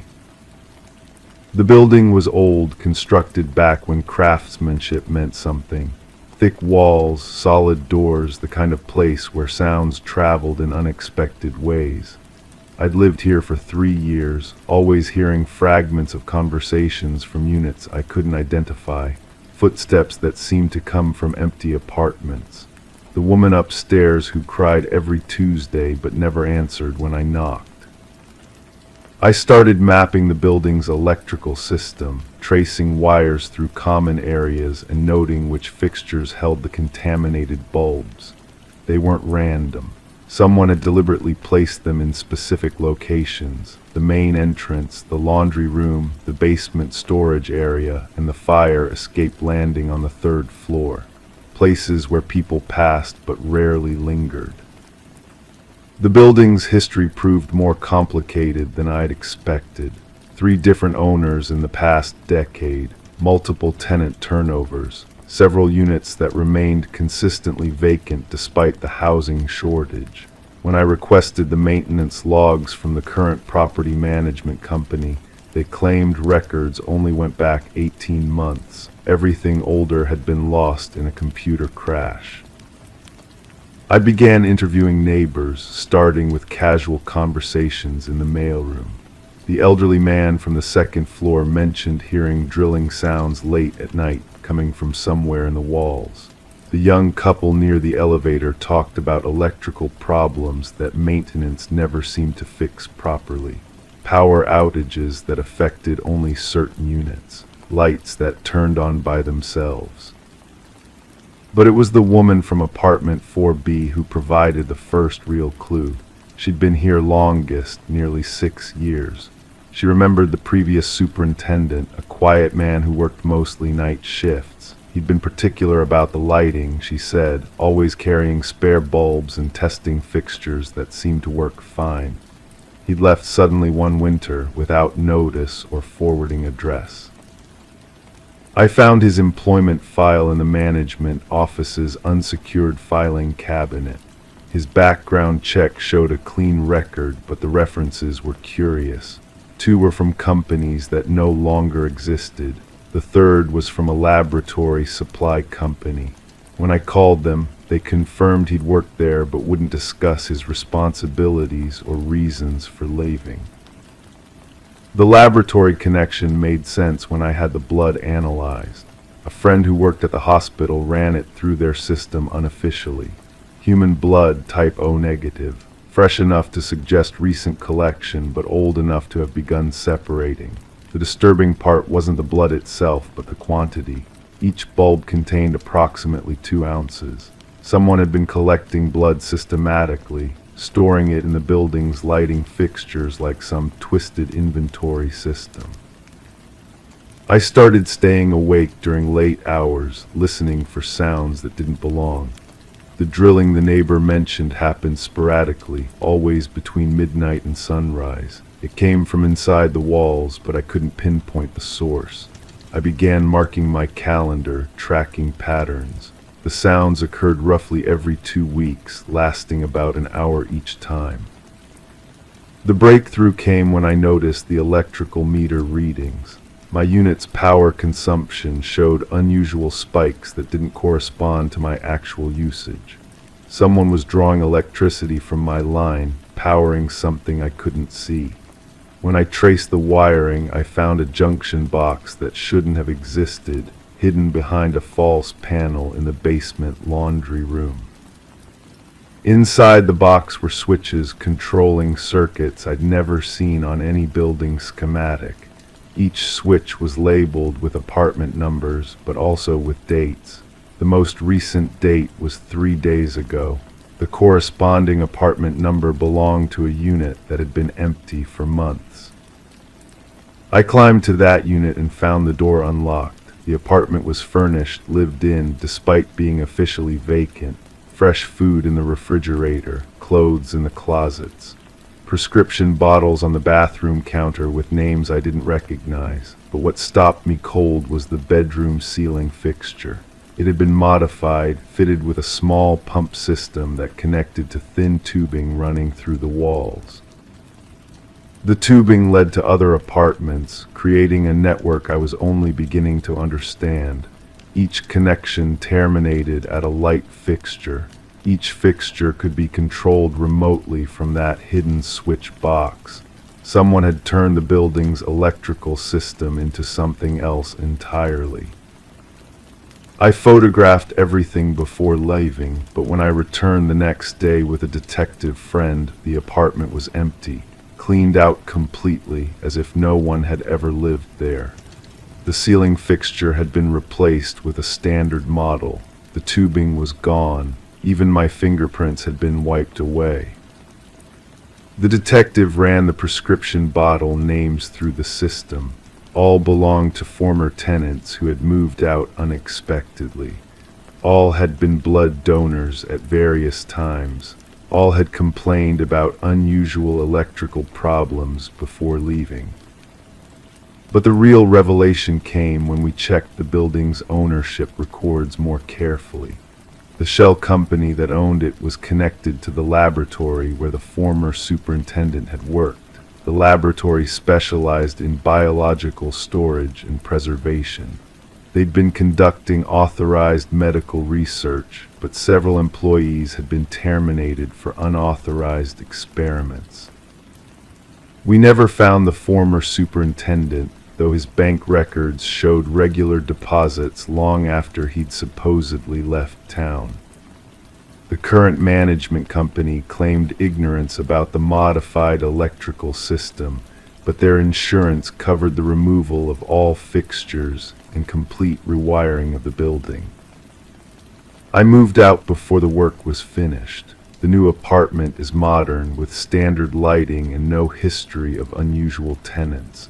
But sometimes when I turn off the lights at night, I remember those shadows on my wall, the way they moved independent of my body, the way they seemed to be watching, waiting for something I still don't understand. The blood inside those bulbs belonged to people who thought they were safe in their homes, people who trusted that the fixtures above their heads were just light bulbs, nothing more. I wonder how many other buildings have similar modifications. How many other maintenance workers carry supplies that aren't meant for normal repairs? I still have one of those contaminated bulbs stored in my freezer like evidence that might someday matter. Sometimes I take it out and hold it up to the light, watching the dark fluid shift inside the glass. It reminds me that some discoveries change how you see the world around you. That safety is often just an illusion maintained by not looking too closely at the details.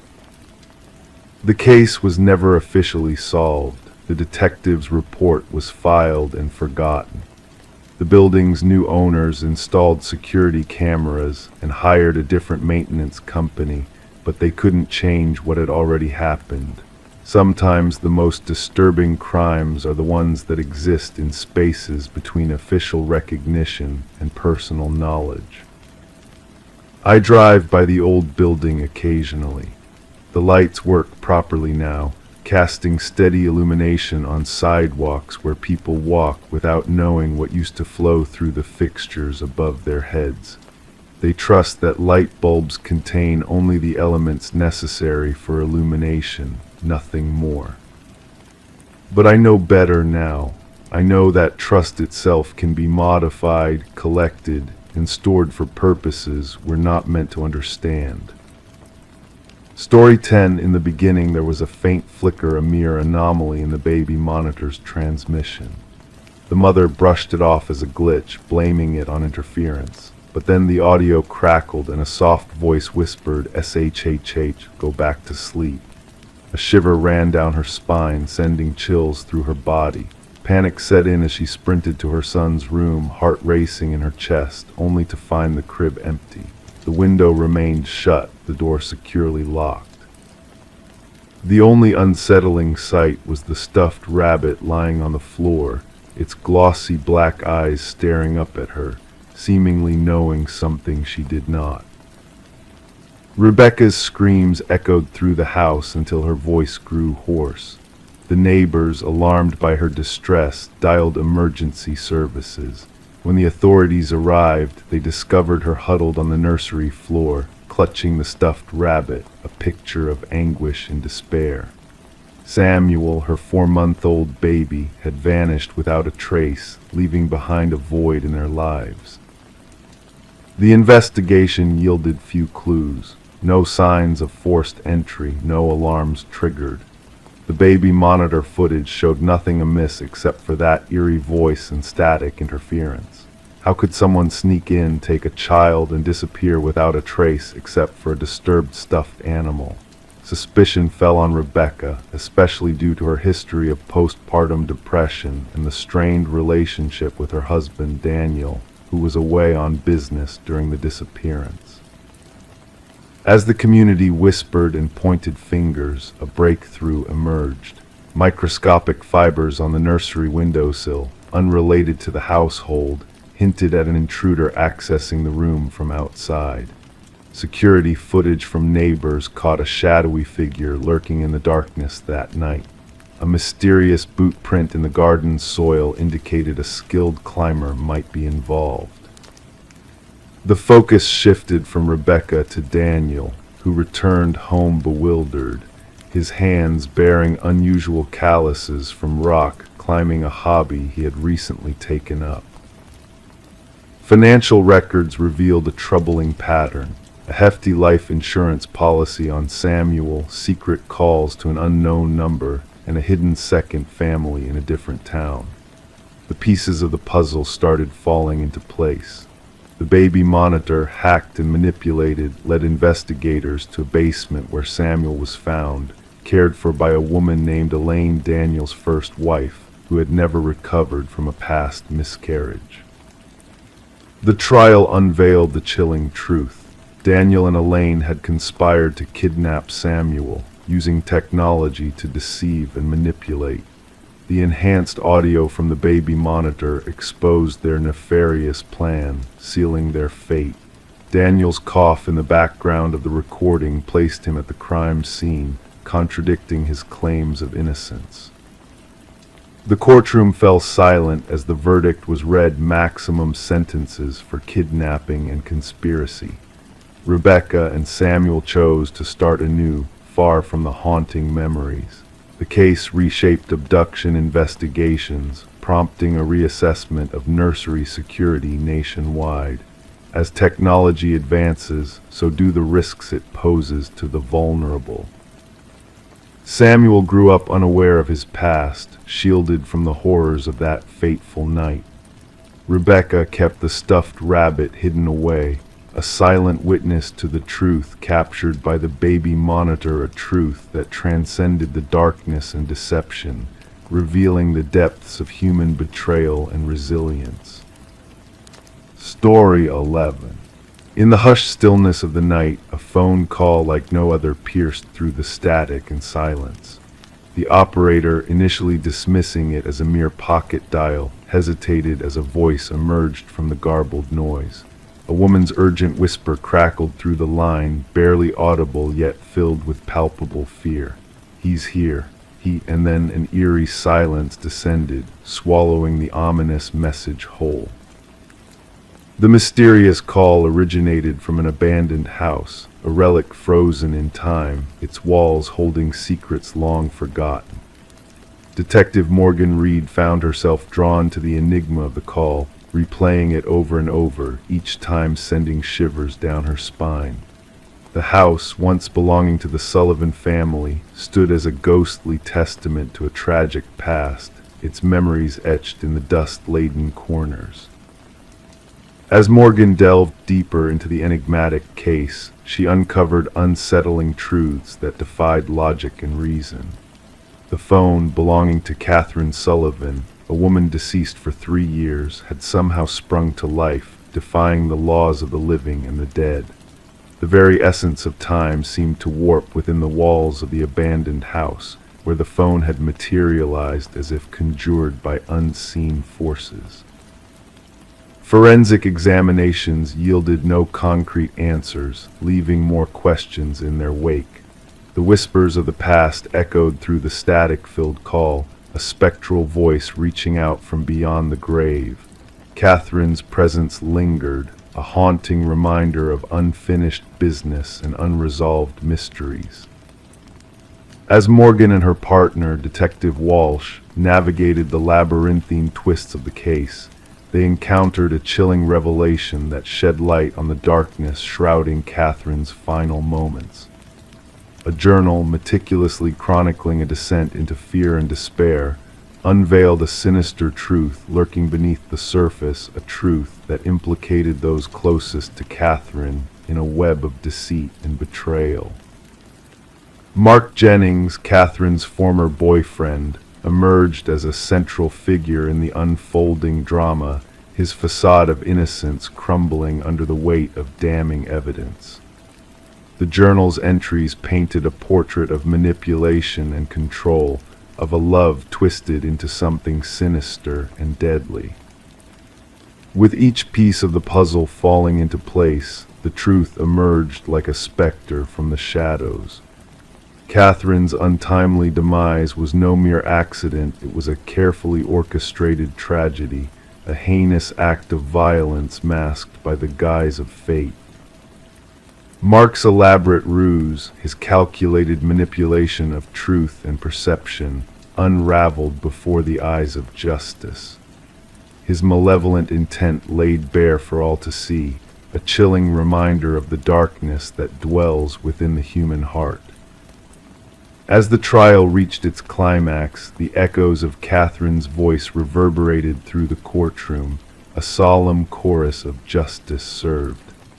Mark's conviction brought a measure of closure to a tale steeped in mystery and melancholy, a story of a woman silenced but never forgotten.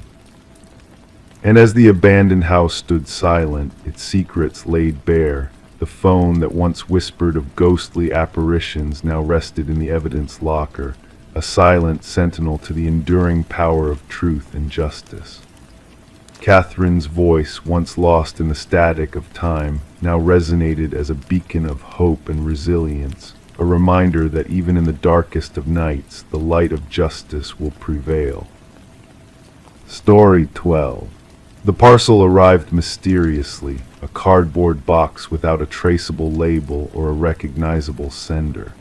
Dampened by the morning dew, it seemed out of place on Sarah Miller's porch. Her address was correct, but the name inscribed on the package was unfamiliar Daniel Whitaker. Sarah hesitated, knowing she should have disregarded it, left it untouched where it lay.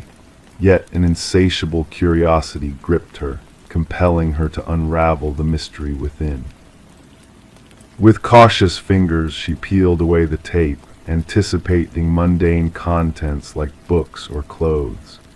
Instead, nestled inside was a lone VHS tape, accompanied by a single sticky note that simply read, "Watch alone." Intrigued, Sarah held the black plastic cassette in her hands, sensing an inexplicable weightiness that transcended mere physicality. The tape bore the marks of wear and time, each imperfection a story untold. The handwritten note exuded urgency, the ink pressed forcefully onto the paper. As she stood in her kitchen, the background noise of suburban life enveloped her, a distant dog's bark, the laughter of children, the drone of a lawnmower. Unbeknownst to the world outside, Sarah brought the enigmatic package indoors, placing it on her counter. The name Daniel Whitaker remained a riddle to her, a stranger in an otherwise familiar landscape. The previous occupants of her house, the Johnsons, had long departed, leaving behind no trace of a connection to this mysterious package. Uncertainty and unease mingled within her as she glanced at her old VCR, a relic from another era. Drawn by an inexplicable force, Sarah succumbed to temptation and inserted the tape. Static crackled on the screen, gradually sharpening into focus to reveal a dimly lit room. A man sat before the camera, his features initially obscured by shadows. In a hushed voice, he identified himself as Daniel Whitaker, his demeanor a blend of weariness and determination. He professed his innocence, recounting a tale of framed identity of a crime he did not commit. The room around him spoke of transience, of a life lived on the edge of departure. Detective Eliza Ramirez found herself immersed in a peculiar investigation as identical VHS tapes surfaced, each bearing the desperate plea of Daniel Whitaker. The man had become the prime suspect in the murder of Catherine Walsh, a case seemingly straightforward until the tapes unveiled a web of deceit. Ramirez delved deeper, uncovering a whistleblower's battle against a pharmaceutical giant, PharmaCorp. As the pieces of the puzzle fell into place, Sarah received a second package, this time filled with damning evidence against PharmaCorp. Collaborating with Ramirez and other recipients of the tapes, a trail emerged leading to the truth behind Catherine's murder. Daniel's journal, the incriminating files, and the sinister plans of the corporation's head of security were brought to light. Justice prevailed not through dramatic confrontation, but through the steady accumulation of undeniable proof. Executives were indicted, the truth exposed, and a dangerous drug halted in its tracks. Daniel Whitaker emerged from the shadows, a changed man, vindicated by the unraveling of the conspiracy. In a moment of quiet reflection on Sarah's porch, he revealed the algorithm that had chosen her, the unexpected recipient of a message that altered the course of justice. The VHS tapes, now lodged as evidence, served as a tangible reminder that truth often arrives in inconspicuous packages, awaiting the curious souls willing to peer beyond the surface. Story 13. The river flowed gently that morning, its surface smooth and tranquil. The fisherman's boat glided through the glassy water, the only sound the soft lapping against the wooden hull. As he cast his line, a glint caught his eye near the shore, a suitcase, bobbing silently. At first it seemed like a discarded bundle of old clothes, but a pungent odor wafted towards him, thick and suffocating. Chains wrapped around the case, rust creeping along its edges from exposure to the elements. Curiosity piqued, the fisherman waded towards it, the water cool against his legs. When the authorities pried open the suitcase, it revealed a chilling secret, not clothes, but strands of hair, fingers frozen in a grotesque grip, and at the bottom a cryptic note whispered, "This isn't the first." Detective Sarah Mercer arrived at the scene, her steps measured as she took in the grim tableau before her. The victim, a woman in her mid-30s, lay still, her dark hair clinging to her pale, waterlogged skin. The medical examiner worked meticulously, capturing every detail before the body was carefully removed. What struck Mercer was not just the method of disposal, but the eerie precision with which the victim had been presented: manicured nails, freshly styled hair, adorned in expensive attire. She wasn't just discarded here, Mercer observed, her gaze fixed on the muddy shoreline. She was arranged, deliberately displayed. The victim was soon identified as Catherine Walsh, a successful real estate agent renowned for selling luxurious properties. Divorced and childless, she led a private life in an affluent neighborhood. Colleagues painted a picture of a woman driven by ambition and meticulous in her work. Her disappearance had raised alarms when she missed a crucial showing with potential high-profile clients. She wouldn't have missed that appointment, her assistant insisted during questioning.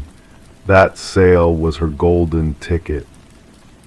As investigators delved into Walsh's meticulously kept modernist home, they found a place that seemed almost too perfect.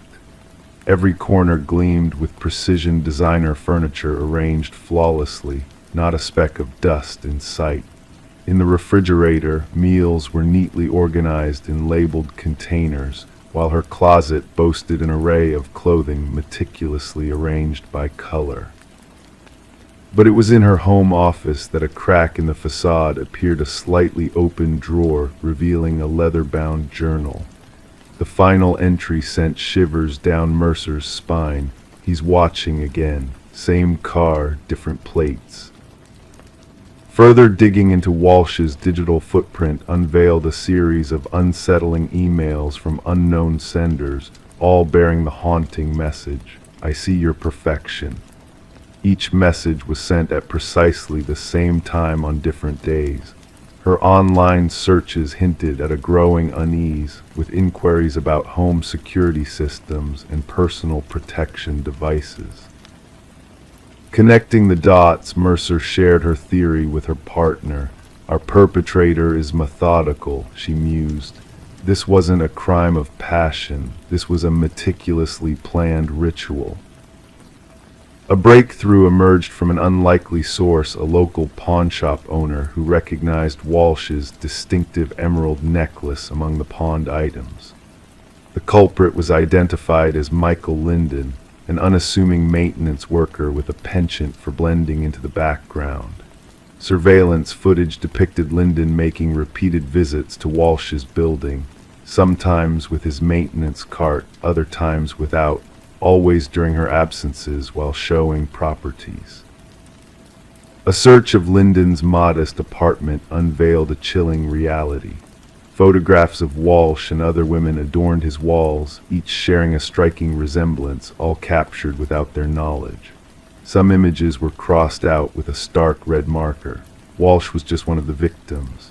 Hidden behind a false wall in his closet was a shrine, a macabre collection of personal items from each victim meticulously arranged, along with detailed notes on their daily routines and habits. The interrogation room turned frigid as Linden was brought in for questioning. Despite his calm demeanor and unassuming appearance, his confession sent shivers through the room.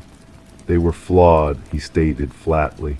They presented a facade of perfection, but I saw through it. Catherine's desk drawer was always in disarray. She missed a spot when applying her lipstick. Her perfection was a lie.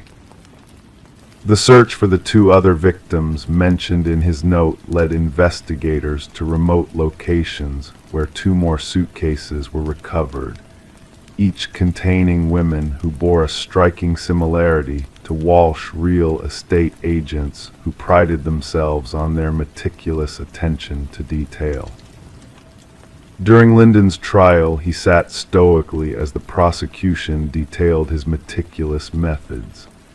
Stalking each woman for months, he meticulously studied their lives, infiltrating their homes to correct what he perceived as imperfections before ending their lives. As the judge handed down a sentence of life without parole, the families of the victims sat in silence, their eyes heavy with grief and disbelief.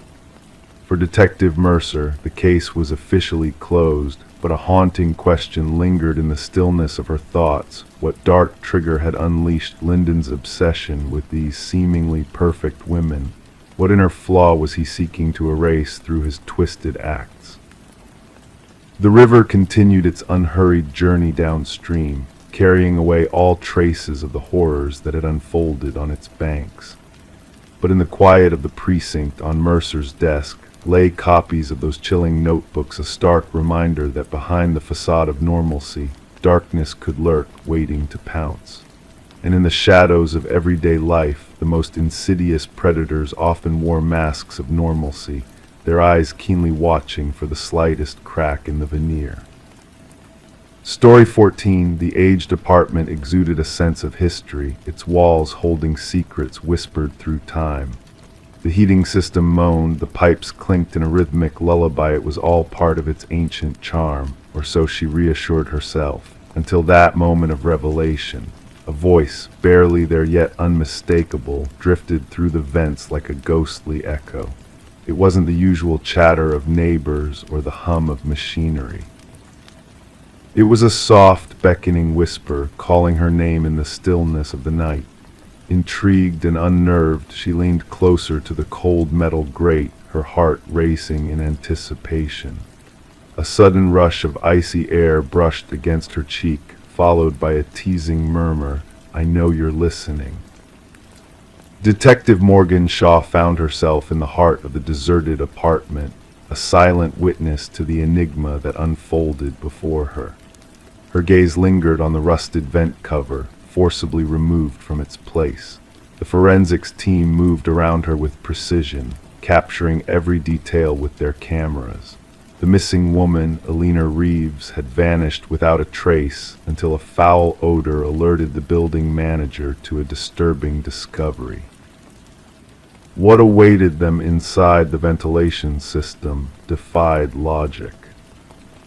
Officer Patel recited his notes, recounting Alina's claims of hearing voices through the vents, dismissed as mere quirks of an old building by the management. Shaw knelt by the vent, tracing the jagged marks etched around its edges. These were not random scratches. They bore the desperation of someone clawing for escape from within. Alina, a beloved kindergarten teacher known for her nurturing spirit and thriving houseplants, had slowly succumbed to paranoia in the days leading to her disappearance. Her sister's trembling voice resonated with fear as she revealed Alina's conviction of being watched, spoken to through the very vents that now echoed with silence. Shaw scrutinized the apartment with fresh insight. The meticulously arranged bed, the neglected coffee mug, the chair placed strategically beneath the vent as if waiting for an unseen visitor. Each detail whispered a tale of eerie intimacy. The forensic evidence unveiled unsettling truths. Fibers entwined in the vent grill matched Alina's favorite cardigan. A foreign fingerprint, not belonging to Alina, lingered inside the vent cover. The most chilling revelation came from the audio recordings retrieved from Alina's phone, each playback unveiling a haunting dialogue between her and an unseen presence, a chilling plea for acknowledgement met with whispered promises of proximity. The history of the building unraveled a tapestry of dread. Former tenants fleeing in haste, citing inexplicable noises within the walls, one even falling victim to hallucinations induced by toxic fumes. Harold Weber, the stoic superintendent, harbored a dark secret concealed behind his facade of indifference. His evasive responses hinted at a deeper connection to the mysteries lurking within the building's bones. As the investigation deepened, a concealed passage in Alina's bathroom unveiled a clandestine realm, a maintenance corridor hidden from prying eyes, offering unholy access to the inner workings of the building. Within this clandestine domain lay remnants of a clandestine existence, a makeshift refuge teeming with remnants of life, a voyeuristic sanctuary. Weber's meticulously organized files exposed a sinister obsession. Audio recordings capturing intimate moments, photographs peering through unseen crevices, a digital diary chronicling a twisted infatuation with Alina, each entry a testament to his deranged fixation. The storage unit, a chamber of horrors curated under Weber's guise, held relics of past tenants, a macabre collection of memories frozen in time, a shrine to his perverse conquests. His serene demeanor upon arrest, his cryptic musings about the building's voice, only deepened the chilling enigma. Alina's fate unfolded with tragic clarity. Sedated and coerced, she ventured into the labyrinthine ducts, her sanity eroded by whispered promises of sanctuary. Her final moments a dance of desperation and despair in the bowels of the building betrayed by the very walls that harbored her predator. The trial painted a portrait of a man consumed by his delusions, a puppeteer orchestrating a macabre symphony of whispers and woe. His conviction brought a semblance of closure, yet the building remained a silent witness to his legacy, a realm where echoes of the past mingled with the whispers of the present. The vacant apartment building now stands as a mausoleum of memories, its walls echoing with the ghostly remnants of lives entwined with darkness. Residents come and go, haunted by the spectral whispers that linger in the frigid drafts, the ominous groans of the heating system, the eerie rattle of the pipes. The building holds its secrets close, murmuring tales of the past to those who dare to listen, weaving a tapestry of mystery and melancholy in the hushed embrace of the night. Story 15. In the quiet stillness of the night, a tale unfolds within the walls of a Victorian-era home, shrouded in mystery and intrigue. Michael and Sarah Klein embarked on a journey they never anticipated when they uncovered more than just peeling wallpaper in their new abode. As they delicately peeled back the layers, a hidden narrative began to reveal itself, etched in ink upon the walls. A name repeated incessantly in a frantic, uneven script: Alina Winters.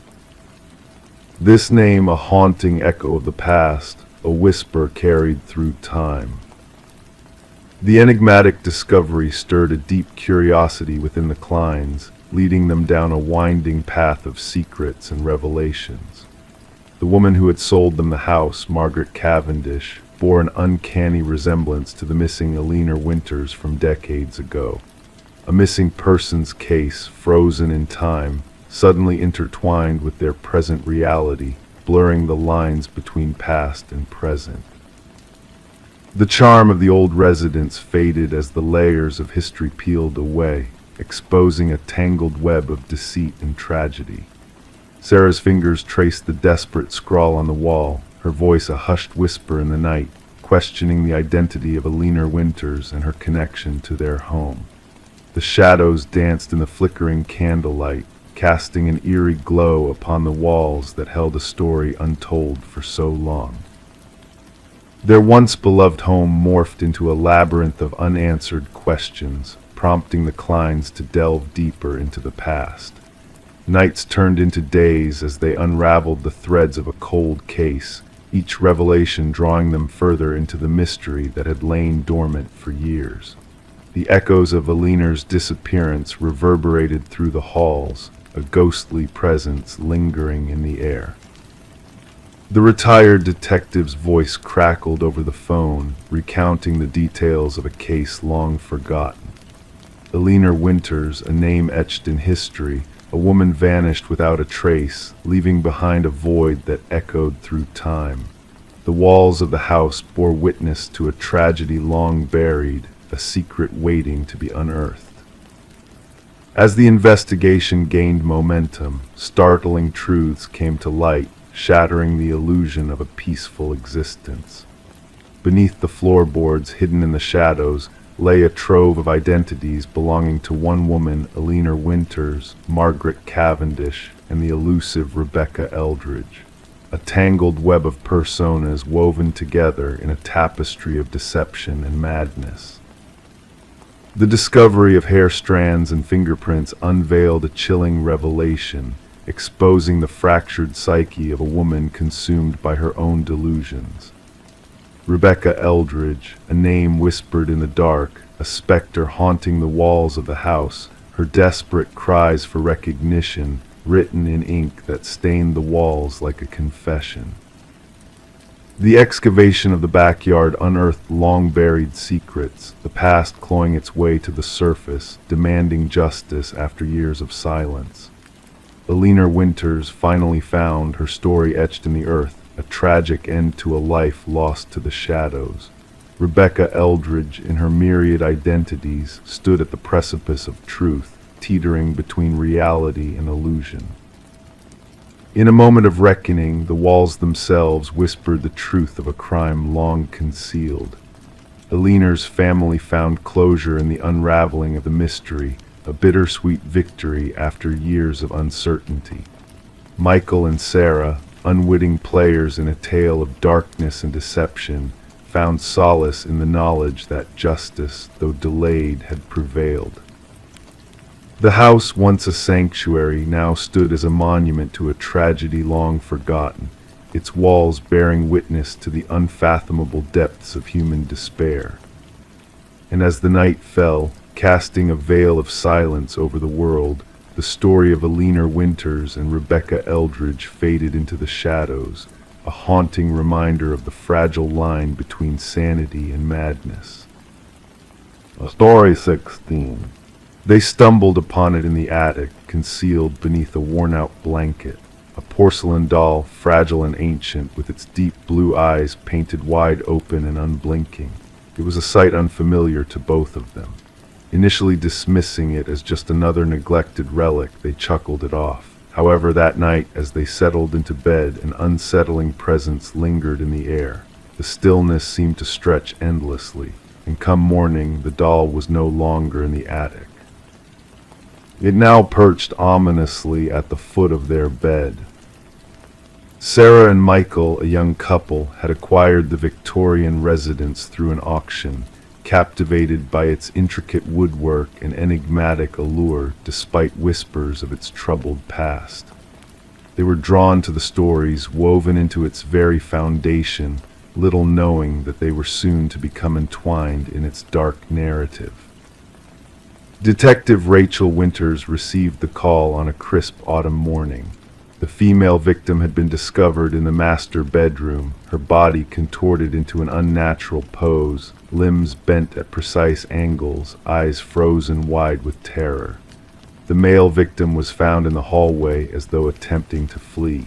The scene was pristine, no signs of forced entry, no traces of a struggle beyond the final moments. "The positioning is intentional," Detective Winters murmured, her voice soft as she recorded her observations while crime scene photographers meticulously documented every detail. The female victim appears staged, like a doll plucked from a display case. The investigation commenced with thorough interviews of neighbors. An elderly woman recounted glimpsing a shadow moving behind an upstairs window when the couple should have been away. Another mentioned hearing what seemed like a child's laughter emanating from the vacant house in the dead of night. Each tale added a layer of unease to the mounting case.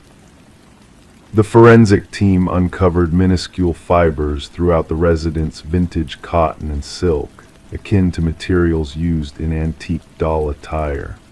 The concentration was highest around the victims' bodies and the attic space. More unsettling was what they didn't find. No fingerprints besides the victims, no DNA from an intruder, no footprints in the dust that defied explanation. "It's as though the perpetrator was never physically present," remarked the chief forensic analyst. Attention shifted to the property's history. Records unveiled a troubling pattern. 3 previous owners over 6 decades had met mysterious ends. Each case remained unresolved, with reports detailing peculiar inconsistencies. One family reported discovering antique toys in freshly cleaned rooms. Another chronicled hearing footsteps when the house should have been empty. Delving deeper, Detective Winters unearthed a newspaper clipping from decades past. A renowned doll maker had once resided in the house with his daughter. The child's demise was shrouded in suspicion, and though the father was questioned, no charges were brought. Before his own tragic end, he crafted one final doll, a flawless replica of his daughter. The inventory list from Sarah and Michael's purchase made no mention of such a doll. As Detective Winters persisted, a common thread emerged among the victims. Each had made alterations to the house, notably to the attic space. Sarah and Michael had initiated renovations the week leading to their demise, intending to transform the attic into a workspace. A breakthrough came when examining aged photographs discovered in a concealed compartment beneath the attic floor. The monochrome images portrayed the doll maker and his creations, with one doll standing out an exact match to the one initially found by Sarah and Michael. The doll appeared to change positions in the photos, almost as if it moved between snapshots taken moments apart. Infrared scans of the walls unveiled a chilling revelation: imperceptible handprints, trailing from the attic to the master bedroom, alongside an enigmatic residue identified as porcelain dust mingled with unidentifiable organic matter. The case took a perplexing turn when Detective Winters interviewed a distant relative of the doll maker, who recounted family lore of unconventional materials and methods. It was whispered that the doll maker had infused his creations with human elements to breathe life into them, drawing on arcane knowledge from his travels abroad. The investigation hit a roadblock after this revelation. No suspects emerged, no conventional rationale aligned with the evidence. The case lingered open but grew cold. Detective Winters requested custody of the doll as evidence, securing it in a locked cabinet at the station. The subsequent morning, officers found her office door ajar, the cabinet vacant. The detective, unharmed yet disoriented, had no recollection of the preceding night. Surveillance footage displayed only static during the crucial hours. The house was auctioned off once more, its turbulent past casting a shadow over its market value despite its architectural grandeur. The new owners encountered an empty attic, save for a neatly folded, tattered blanket. The doll remained elusive, and the tragic fates of Sarah and Michael joined the roster of unsolved cases whispered about in the precinct. Rumors swirled of glimpses of the doll in evidence storage, though inventory audits yielded no confirmation. Detective Winters chose an early retirement, citing personal motives. On her final day, she extracted a solitary item from her personal archives, a photograph of the doll maker and his creations. She sealed it in an envelope marked "Never Open," safeguarding it from prying eyes. The new owners reported tranquility, opting to leave the attic undisturbed. Yet on serene nights, residents spoke of a fleeting shadow behind the attic window and the faint laughter of a child drifting on the air. Story 17. In a quaint little coffee shop that had seen the passage of time like an old friend, one man had made it his sanctuary, his haven of routine. Every day, without fail, he would occupy the same table, order the same black coffee, and envelop himself in the comforting cocoon of silence. The barista recognized his face instantly, yet the man remained a mystery, his name a whisper lost in the steam rising from his cup. Then one day, the man failed to materialize at his usual spot. Concerned regulars exchanged glances, and the staff grew uneasy. It was when the police arrived to investigate his absence that the true enigma began to unfold. Left behind on the vacant table was a wallet, a solitary artifact bearing no name, no address, just a haunting blank space where his identity should have been etched. Detective Sarah Mercer, a seeker of truths in shadows, delved into the mystery that gripped the coffee shop. The man, now labeled as John Doe in the cold case files, had vanished into thin air, leaving behind a trail of questions that twisted like wisps of steam in the air. As Mercer watched the security footage, her fingertips tracing the cold metal table, she saw the impossible unfold before her eyes. John, an unassuming figure in the sea of faces, had entered the coffee shop that fateful morning. He had taken his seat, cradling his black coffee like a secret, lost in his own world of thoughts. The footage captured his every move until a moment of eerie stillness descended. He rose from his chair, left his wallet as an enigmatic token, and strode towards the restroom corridor. And there, in that ordinary hallway, he dissolved into the shadows, never to return.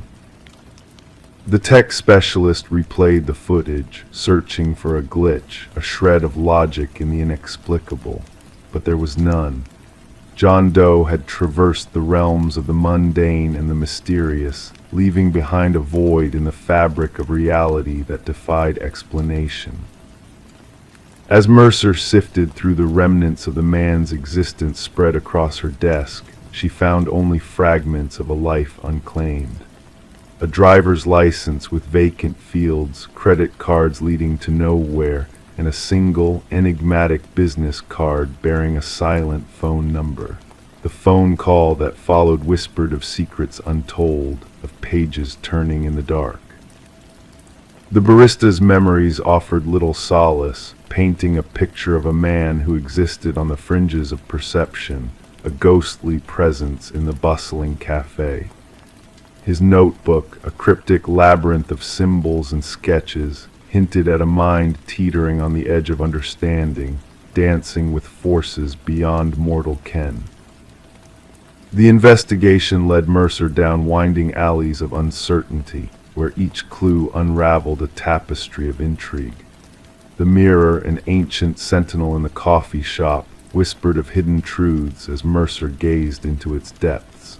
Behind it, a hidden chamber unveiled a trove of wallets bearing the same spectral visage, a journal echoing with the echoes of a man lost in time. The journal spoke of experiments in temporal alchemy, of windows into other worlds, of a man who sought to breach the boundaries of reality itself. Daniel Weston, the brilliant physicist lost to the sands of time, had etched his legacy in the very walls of the coffee shop, a testament to his quest for the unknown. As Mercer unraveled the threads of Weston's existence, the fabric of reality began to fray. Strange occurrences haunted the coffee shop, shadows moving of their own volition, echoes of a man lost in the corridors of time. And when Margaret Keller, a voice from the past, whispered of quantum mirrors and parallel realities, Mercer knew the truth was stranger than fiction. The mirror shattered a fractured gateway between worlds, as Mercer beheld the impossible, a man watching himself, a loop of existence folding in on itself. And as the final note lay amidst the shattered glass, a warning etched in ghostly script, Mercer knew that some mysteries were not meant to be solved. The case of the man who slipped through the cracks of reality remained a specter in the annals of the unknown. The coffee shop, a silent witness to the enigma, closed its doors, leaving behind whispers of a man who danced on the edges of existence. And as Mercer retreated into the shadows, a notebook clutched in her hands, she knew that some secrets were better left buried in the depths of time. As night descended on the city, casting its cloak of mystery over the sleeping streets, the fragments of a shattered mirror whispered of worlds unseen, of a man who dared to cross the boundaries of reality, and of a detective haunted by the echoes of a man who didn't exist. Story 18: The Mystery of the Haunted House. Hidden away beneath layers of dust and forgotten memories, an old box lay buried in the attic of the house. Decades of neglect had shrouded it in obscurity, a relic of the past waiting to be uncovered. Within its confines, faded Polaroids whispered tales of bygone birthdays and family gatherings, their colors muted by time. Innocent snapshots frozen in moments of joy and laughter, until she stumbled upon the last photograph. Amidst the familiar scenes of celebration, one picture stood out from the rest. It captured her living room, the very essence of her home, yet the family portrayed within was unknown to her. A chill danced down Rebecca's spine as she scrutinized the image, her fingers quivering with an unexplained unease. The figures in the photo, a woman with honey blonde hair, a bespectacled man, and two children beamed at the camera, oblivious to the lurking presence in the shadows behind them. Descending the creaking wooden stairs, Rebecca carried the photograph to her kitchen, where harsh fluorescent light revealed the uncanny resemblance between her abode and the mysterious family's setting. A sense of suffocation enveloped her in the empty house she had recently made her own. Enter Detective Morgan, a seasoned investigator cloaked in a weathered leather jacket that whispered of past investigations. With eyes sharp as flint, he examined the photograph, his gloved hand tracing its edges with practiced precision. Questions hung heavy in the air as he delved into the enigma before them. The trail of the photograph led them through a labyrinth of past occupants, Nelsons, Crawfords, Mornos, all threads in the tapestry of the house's history. A former mail carrier's revelation unveiled the identity of the elusive family in the photo, the Sutherlands, who had vanished without a trace, leaving behind a void where their existence once dwelled. Forensic analysis unraveled the secrets of the photograph, pointing to a timer setting and the mysterious figure in the hallway. Tall, male, and cloaked in darkness, his presence defied explanation. Each family that had resided in the house before had met a similar fate, disappearing after precisely 1 year, leaving behind no trace of their departure.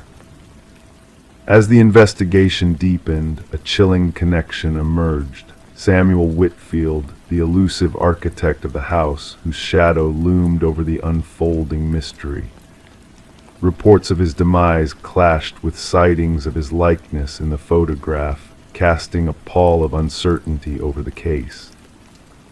Beneath the house's foundation, a grim discovery awaited the preserved remains of all the missing families, entombed in a macabre gallery of lost souls.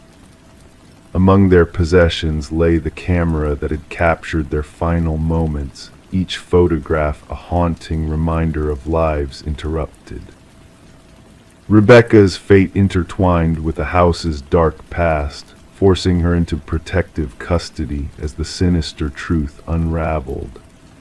A cryptic journal found in a hidden crawl space hinted at a malevolent force at work, its final entry foreboding a sinister turn of events. The night breathed whispers of apprehension as Rebecca sought solace in a hotel room, the specter of the unknown looming over her like a shroud. A phone call shattered the silence, the mechanical click of a Polaroid camera echoing through the receiver, a harbinger of unseen threats. The house stood silent, a sentinel of secrets waiting to be unearthed. Samuel Whitfield's enigmatic legacy lingered in the shadows, his presence a phantom haunting those who dared to seek the truth. As new families ventured into its depths, the cycle of mystery and malevolence continued, a chilling reminder of the darkness that dwelled within its walls. And so the tale of the haunted house persisted, its mysteries deepening with each passing day, a testament to the enduring power of the unknown. In the hushed stillness of the night, whispers of the past mingled with the present, weaving a tapestry of intrigue that defied explanation. Story 19, the Polaroid lay in Sarah Winter's trembling hands, a relic of birthdays long past, frozen in time. Faces smiled, candles flickered, a scene of ordinary joy. Yet as Sarah sifted through her mother's forgotten memories, she saw it, a shape lurking in the background beyond the group's laughter. A man half-shrouded in darkness, lingering just outside the flickering candlelight. He did not belong to the family. No one recalled his presence, and yet in each photo he drew nearer. Sarah stumbled upon the collection while clearing out her mother's attic following the funeral. A simple cardboard box marked memories, containing a treasure trove of faded photographs capturing cherished moments from her childhood. What should have brought solace instead birthed a creeping dread. In the initial photo, he was a mere whisper, a shadow at the periphery during her 7th birthday celebration. The enigmatic figure loomed by the glass door, his features obscured, a silent observer. In the subsequent photo, taken moments later, he had advanced indoors. By the 3rd frame, he stood behind her uncle, unnoticed by all. Trembling with unease, Sarah phoned her father, questioning the mysterious man haunting the photographs. "Dad, who is this stranger in the background of every picture?" A heavy silence hung in the air before a sharp inhale broke it. What man, only family, should be there? Sending digital copies of the Polaroids to her father, Sarah awaited his response. His voice, usually steady, quivered when he called back. "It can't be. We'd have noticed an outsider." At the precinct, Detective Marcus Reed attentively examined the photos spread across his desk as rain tapped against the windows, casting dancing shadows. His weathered hands traced each image methodically, a furrow forming on his brow. "No one recognizes this individual?" he inquired, a mix of neutrality and intrigue in his tone. "None," Sarah affirmed. The detective leaned in, the chair creaking beneath him. What initially seemed like paranoia now materialized before his eyes. The mysterious figure traversed the party in a deliberate dance, inching closer to the unsuspecting children with each photo until, in the final snapshot, he loomed directly behind young Sarah, a pale hand reaching out just beyond the frame. "The photographer," Reed suggested, skepticism lacing his words. "My mother took these. She set the timer and joined the picture," Sarah explained. Making duplicates and initiating a case file, the detective embarked on a quest to unravel the enigma. Contacting surviving party attendees, he found no recollection of the man, no hired help, no unexpected visitors. The rural property, secluded for privacy, had no room for intruders. Facial recognition technology faltered. The figure remained strategically obscured, as if evading the lens. Yet an air of practiced intention marked his every move. The investigation might have hit a dead end had Sarah not unearthed more photos from other family albums, distinct gatherings, varied years, and the same mysterious presence lurking in the shadows unnoticed. A specialist enhanced the images, unveiling hidden details beneath the decades-old decay. A scar on the wrist, a unique ring, a reflection in a window offering a glimpse of facial features previously veiled in shadow. A breakthrough came with dental records. The teeth in one enhanced photo matched those of Robert Keller, a maintenance worker linked to unsolved child abductions spanning the region, a dark chapter from decades past, coinciding with the documented gatherings. Keller had been associated with the company that serviced the vacation property hosting Sarah's birthday celebration, holding master keys to multiple rental sites in the vicinity. Sites where families congregated, sites where children vanished. Beneath the concrete foundation of Keller's former residence, authorities unearthed small relics, a hair clip resembling one worn by a missing girl, a toy car belonging to a vanished boy, a bracelet Sarah recognized as her own, thought lost in childhood. Alone in her apartment, surrounded by the haunting photos that unveiled concealed horrors, Sarah awaited the detective's call. He confirmed the identification of remains near one of the vacation properties, a missing child finally found. Gazing at the final birthday photo, the warm candlelight casting a serene glow on her family's faces, Sarah saw it, a figure lurking behind her younger self, hidden yet undeniably present, watching with a chilling patience. The interconnected threads of unsolved mysteries spanning decades had unraveled. Families received closure, though not the hope for reunion. The shadow in the family photos had stepped into the realm of justice, his long-concealed presence acknowledged after years of veiled existence. Sarah carefully placed the photos back in their box, now evidence of unseen dangers captured in film phantoms moving through celebrations undetected, leaving mere whispers of their passage in the frozen tapestries of time. Story 20. The new homeowners found the old intercom system intriguing. Despite its crackling late-night whispers, a quirky relic of the past, long forgotten but rewired nonetheless. One fateful night, curiosity got the best of the husband as he pressed the button, and a chilling whisper crackled through the speaker, asking, "Why did you come back?" Startled, he turned to his wife, whose whispered denial echoed in the dimly lit room. The Victorian manor stood surrounded by ancient oak trees, its weathered facade concealing a modern interior that Daniel and Meredith Parker had fallen in love with. The couple had acquired this property at an oddly reasonable price, with the real estate agent's nervousness during the walkthrough hinting at untold tales. The vintage intercom system, connecting all the rooms, had particularly captivated the history-loving pair. Upon receiving a call about a potential break-in at the manor, Detective Sarah Reeves arrived, the gravel crunching beneath her unmarked vehicle's tires. There was an air of mystery in the dispatcher's voice, suggesting more than a mere intrusion. Daniel, with a pale countenance, led Detective Reeves through the grand foyer, recounting the strange occurrences that had begun with the intercom's static, whispers, then coherent sentences that both he and Meredith had heard. In the living room, Meredith sat tense on an antique sofa, gripping a mug untouched by her trembling hands. Without preamble, she revealed they had found something hidden behind a wall. While expanding the kitchen pantry, Daniel had stumbled upon a small leather-bound journal wrapped in deteriorating plastic.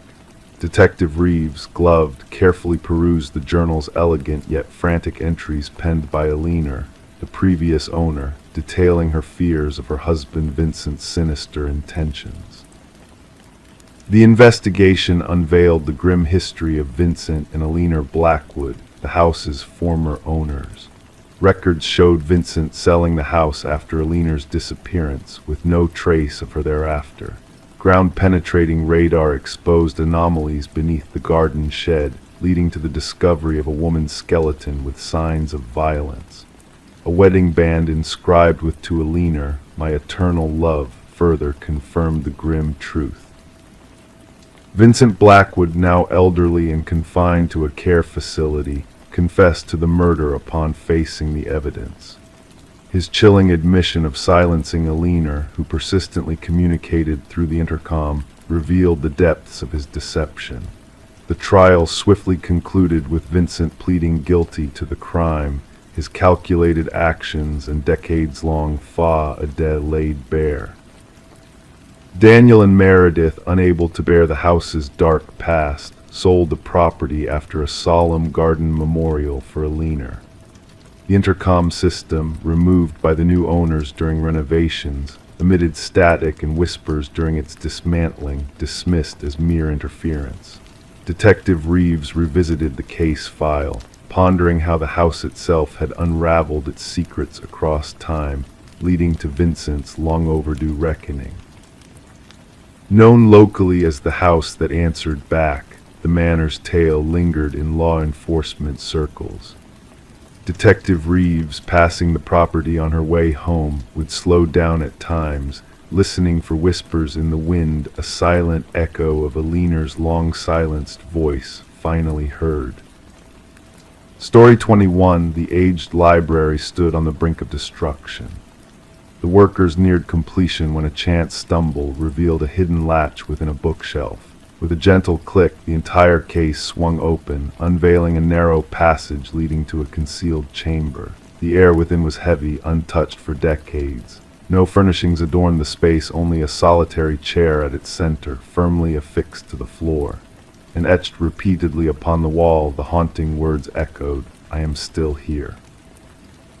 The construction foreman swiftly radioed for the police.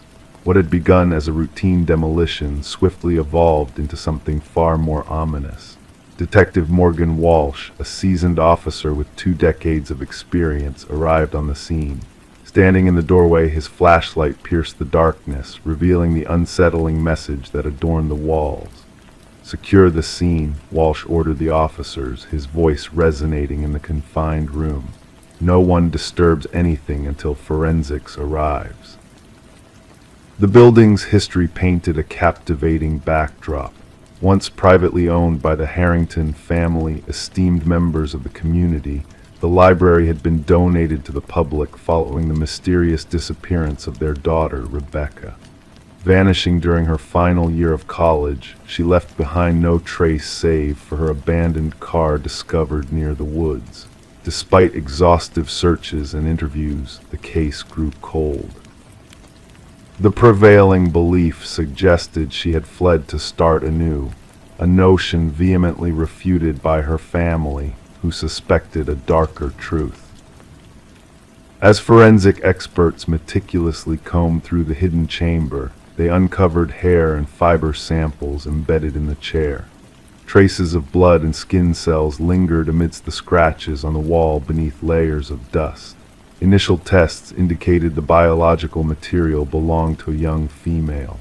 The chair was designed for restraint, the analyst remarked, gesturing to the bolt holes and aged leather straps still affixed to the arms. Whoever was confined here fought fiercely. Walsh assembled a team to delve into the Harrington family's past. The timing of the library's donation gnawed at him. It coincided closely with Rebecca's disappearance, a peculiar correlation now fraught with significance. Further inquiry unveiled a disturbing revelation. The bookshelf concealing the hidden room had been installed by a contractor exclusively employed by Maxwell Harrington, Rebecca's uncle and the family patriarch. Financial records indicated exorbitant payments to this contractor, far surpassing standard renovation costs. Former library staff expressed shock at the revelation. None had been privy to the hidden space, save for an elderly librarian who recalled Maxwell spending hours alone in that section of the building after hours. She assumed he sought solitude for his reading pursuits. Maxwell insisted that area remain untouched during renovations, she divulged to investigators. He claimed the original woodwork held historical significance and was irreplaceable. The investigation intensified when DNA evidence from the hidden room matched samples from Rebecca's hairbrush recovered from her old bedroom. The timeline grew clearer and more disturbing. Rebecca had not fled, she had been imprisoned behind the bookshelf, potentially by a member of her own family. With a warrant in hand, detectives scoured the Harrington estate. In Maxwell's study, they unearthed a leather-bound journal secreted in a false compartment. Its entries chronicled months of disturbing obsession with his niece. The final entry sent shivers down their spines. She threatened to expose all. "I could not allow that. The room will confine her until she comprehends." Locating Maxwell in a coastal retirement community, investigators confronted him. Initially composed, he disavowed knowledge of the hidden room, dismissing it as an architectural quirk. However, when faced with the journal and DNA proof, his fa-de crumbled. "She was a threat to all I held dear," he finally confessed, devoid of emotion. "Rebecca unearthed evidence of my embezzlement from the family foundation. Our name meant everything, I could not let her tarnish it." Admission painted a gruesome tableau. Maxwell had enticed Rebecca to the library, subdued her, and locked her away in the hidden chamber. His plan was to confine her until she agreed to silence, but a fatal error occurred.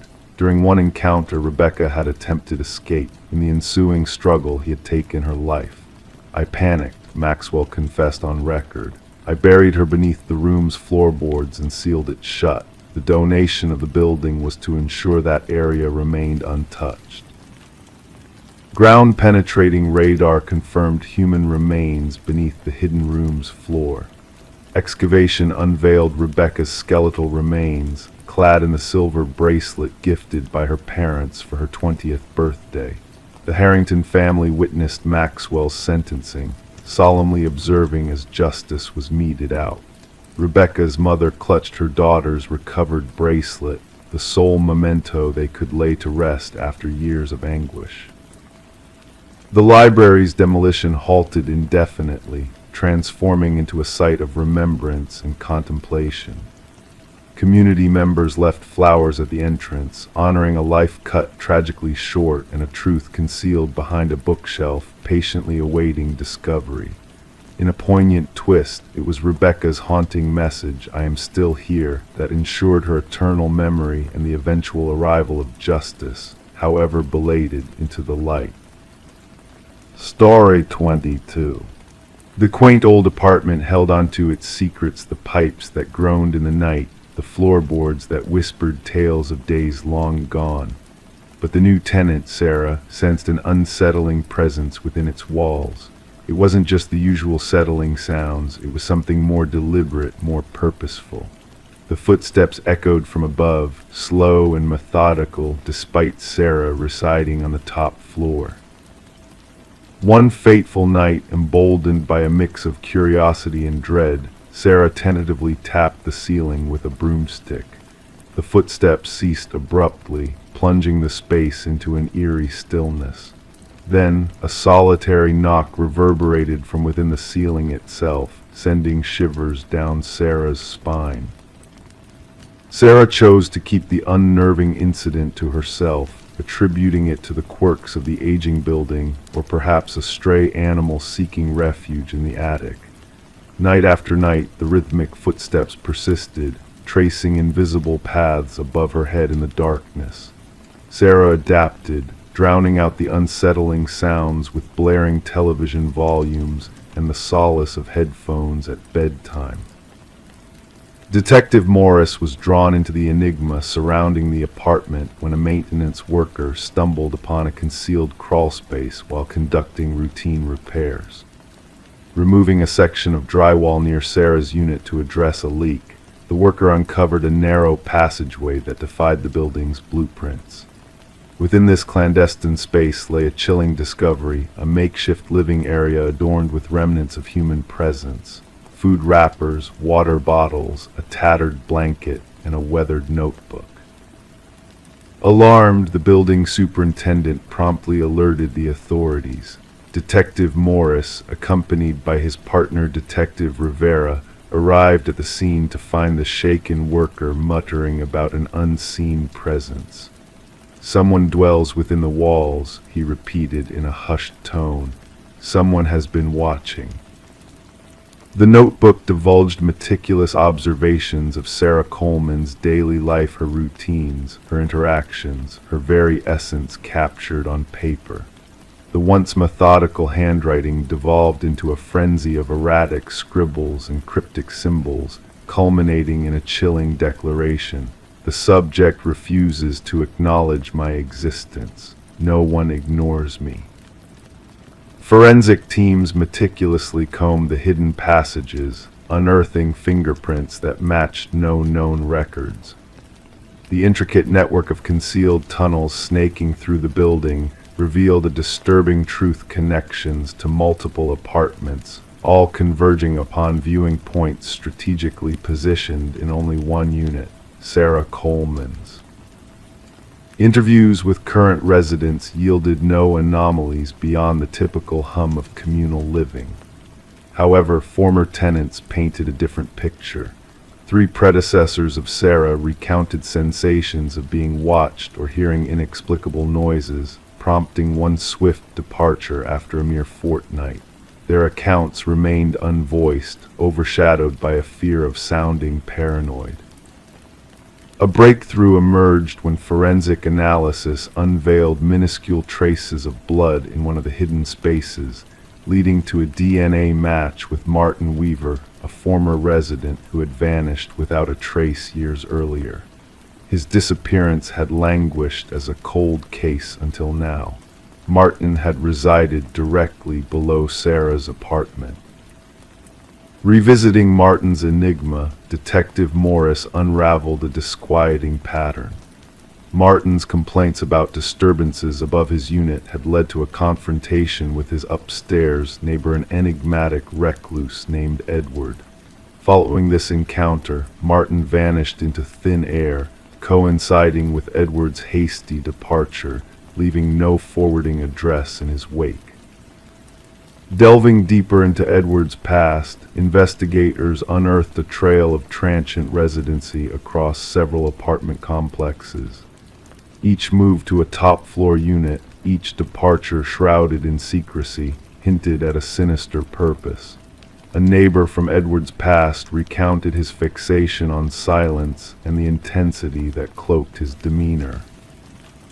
The trail led investigators to a remote cabin nestled within the wilderness, a lair cloaked in shadows and secrets. Photographs of unsuspecting residents adorned the walls, alongside meticulous plans of building structures and detailed journals chronicling the specimens under Edward's watchful eye. A corkboard marked a grim tally of missing persons reports, each linked to Edward's transient path. Behind the cabin, the chilling truth unfurled beneath a moonlit sky. Cadaver dogs guided investigators to freshly disturbed earth, unveiling a series of graves harboring unspeakable horrors. As forensic experts commenced the solemn task of identification, Detective Morris returned to Sarah's abode. Though the hidden passages had been sealed, whispers of unexplained noises lingered among the residents. During the installation of enhanced security measures, a startling discovery emerged: a second notebook concealed in a crevice where wall met ceiling. Its ominous contents hinted at a new hideout, evading the authorities' grasp. The race to locate Sarah intensified, but her apartment lay deserted, a ghostly echo of her existence. A cryptic message etched onto the bathroom mirror revealed a chilling truth: the insidious presence had not departed. The manhunt for Edward, now identified as Edward Mercer, a former construction worker with a penchant for secrecy, continued. Thermal scans of Sarah's building unveiled no remnants of occupancy within the concealed passageways. Sarah Coleman's fate remained a haunting mystery, intertwined with a web of disappearances spanning multiple states. A sobering warning echoed through the corridors of apartment buildings, cautioning against concealed spaces and unauthorized alterations. In the quiet of the night, Detective Morris found himself gazing upward, a silent vigil against the unknown. Who else lingered in the shadows, listening for the faint echoes of footsteps overhead, waiting for a response that never came? Story 23. In the quiet stillness of the night, amidst the gentle patter of rain on the roof, a sense of unease lingered in the air. Rebecca Morgan reluctantly ascended the creaking stairs to the attic, her steps faltering with each creak and groan of the old wooden boards. The storm had revealed a leak in the roof, forcing her to confront the forgotten space filled with shadows and memories long tucked away. Dust danced in the dim light filtering through the small window, casting eerie shapes on the forgotten belongings strewn haphazardly around the attic. Cobwebs clung to forgotten trinkets, veiling them in a ghostly shroud of neglect. And there, in the farthest corner, stood an old dollhouse, its presence sending a shiver down Rebecca's spine. The dollhouse was a miniature replica of a home, its tiny furniture arranged with meticulous care. But as Rebecca peered closer, a sense of dread crept over her. The figures within were not mere dolls, they were intricate hand-carved replicas of her family, each tiny figure positioned precisely as they sat in the rooms below, frozen in time, except for one herself. The figure meant to be her was standing by the attic door, watching with unblinking eyes. Her trembling hand reached out to touch the dollhouse, tracing the roof where the small wooden figure stood. The discovery sent a chill through her, a primal fear that transcended the physical coldness of the attic. This dollhouse didn't belong here. This wasn't her childhood home, but a temporary refuge her family had recently moved into. The unsettling revelation prompted Rebecca to contact the authorities, seeking answers in the face of inexplicable terror.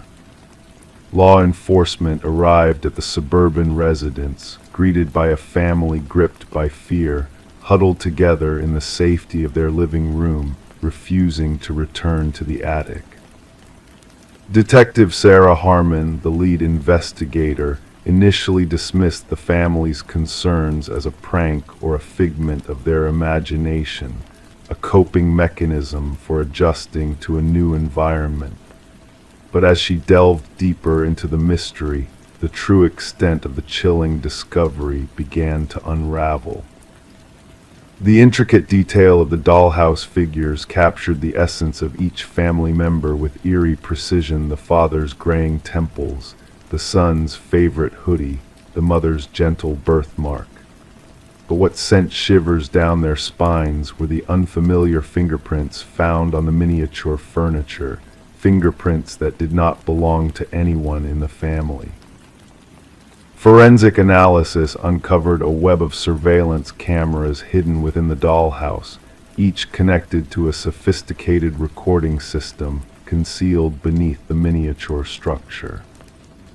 The captured footage revealed a disturbing pattern. The figures mirrored the family's movements not just from that evening, but from various days, suggesting a meticulous observer had been studying them in secret.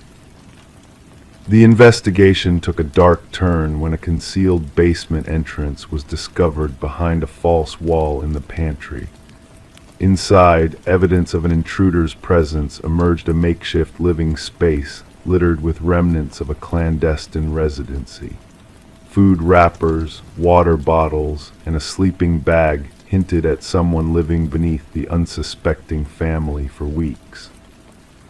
The absence of forced entry puzzled investigators further, delving into the history of the property and its previous owners. The house had stood vacant for nearly a year before the Morgans arrived, its previous occupants, an elderly couple, having passed away under mysterious circumstances. Their son, Martin Wells, had overseen the estate's sale and the subsequent rental of the property. Interviews with neighbors revealed little except for fleeting glimpses of lights in the vacant house, dismissed as real estate showings. But the truth lay hidden in digital breadcrumbs, leading investigators to a small apartment across town, a place cloaked in shadows and secrets. Within the walls of that apartment, a chilling tableau awaited, the walls adorned with photographs of the Morgan family and previous occupants, journals meticulously chronicling their daily routines with unnerving precision. And in a workshop, dozens of unfinished dollhouses stood as a testament to a disturbed mind's obsession. Martin Wells, the orchestrator of this twisted symphony, calmly recounted his motivations during interrogation. His possessive delusion stemmed from a need to control what he had lost, to dominate the lives within the walls that once held his childhood memories. The dollhouses were his way of asserting authority, of playing God over unsuspecting tenants. As the case unfolded, the depth of Wells' obsession emerged, painting a portrait of a man consumed by a need for control and possession.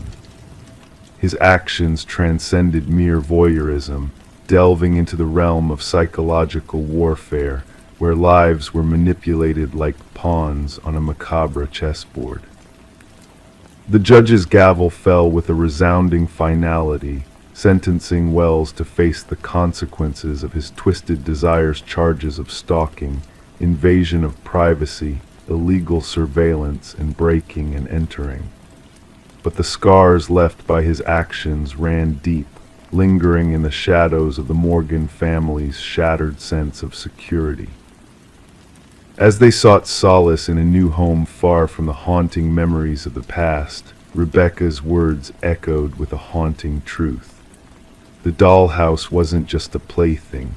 It was a reflection of a shattered reality where the line between observer and observed blurred into a nightmare.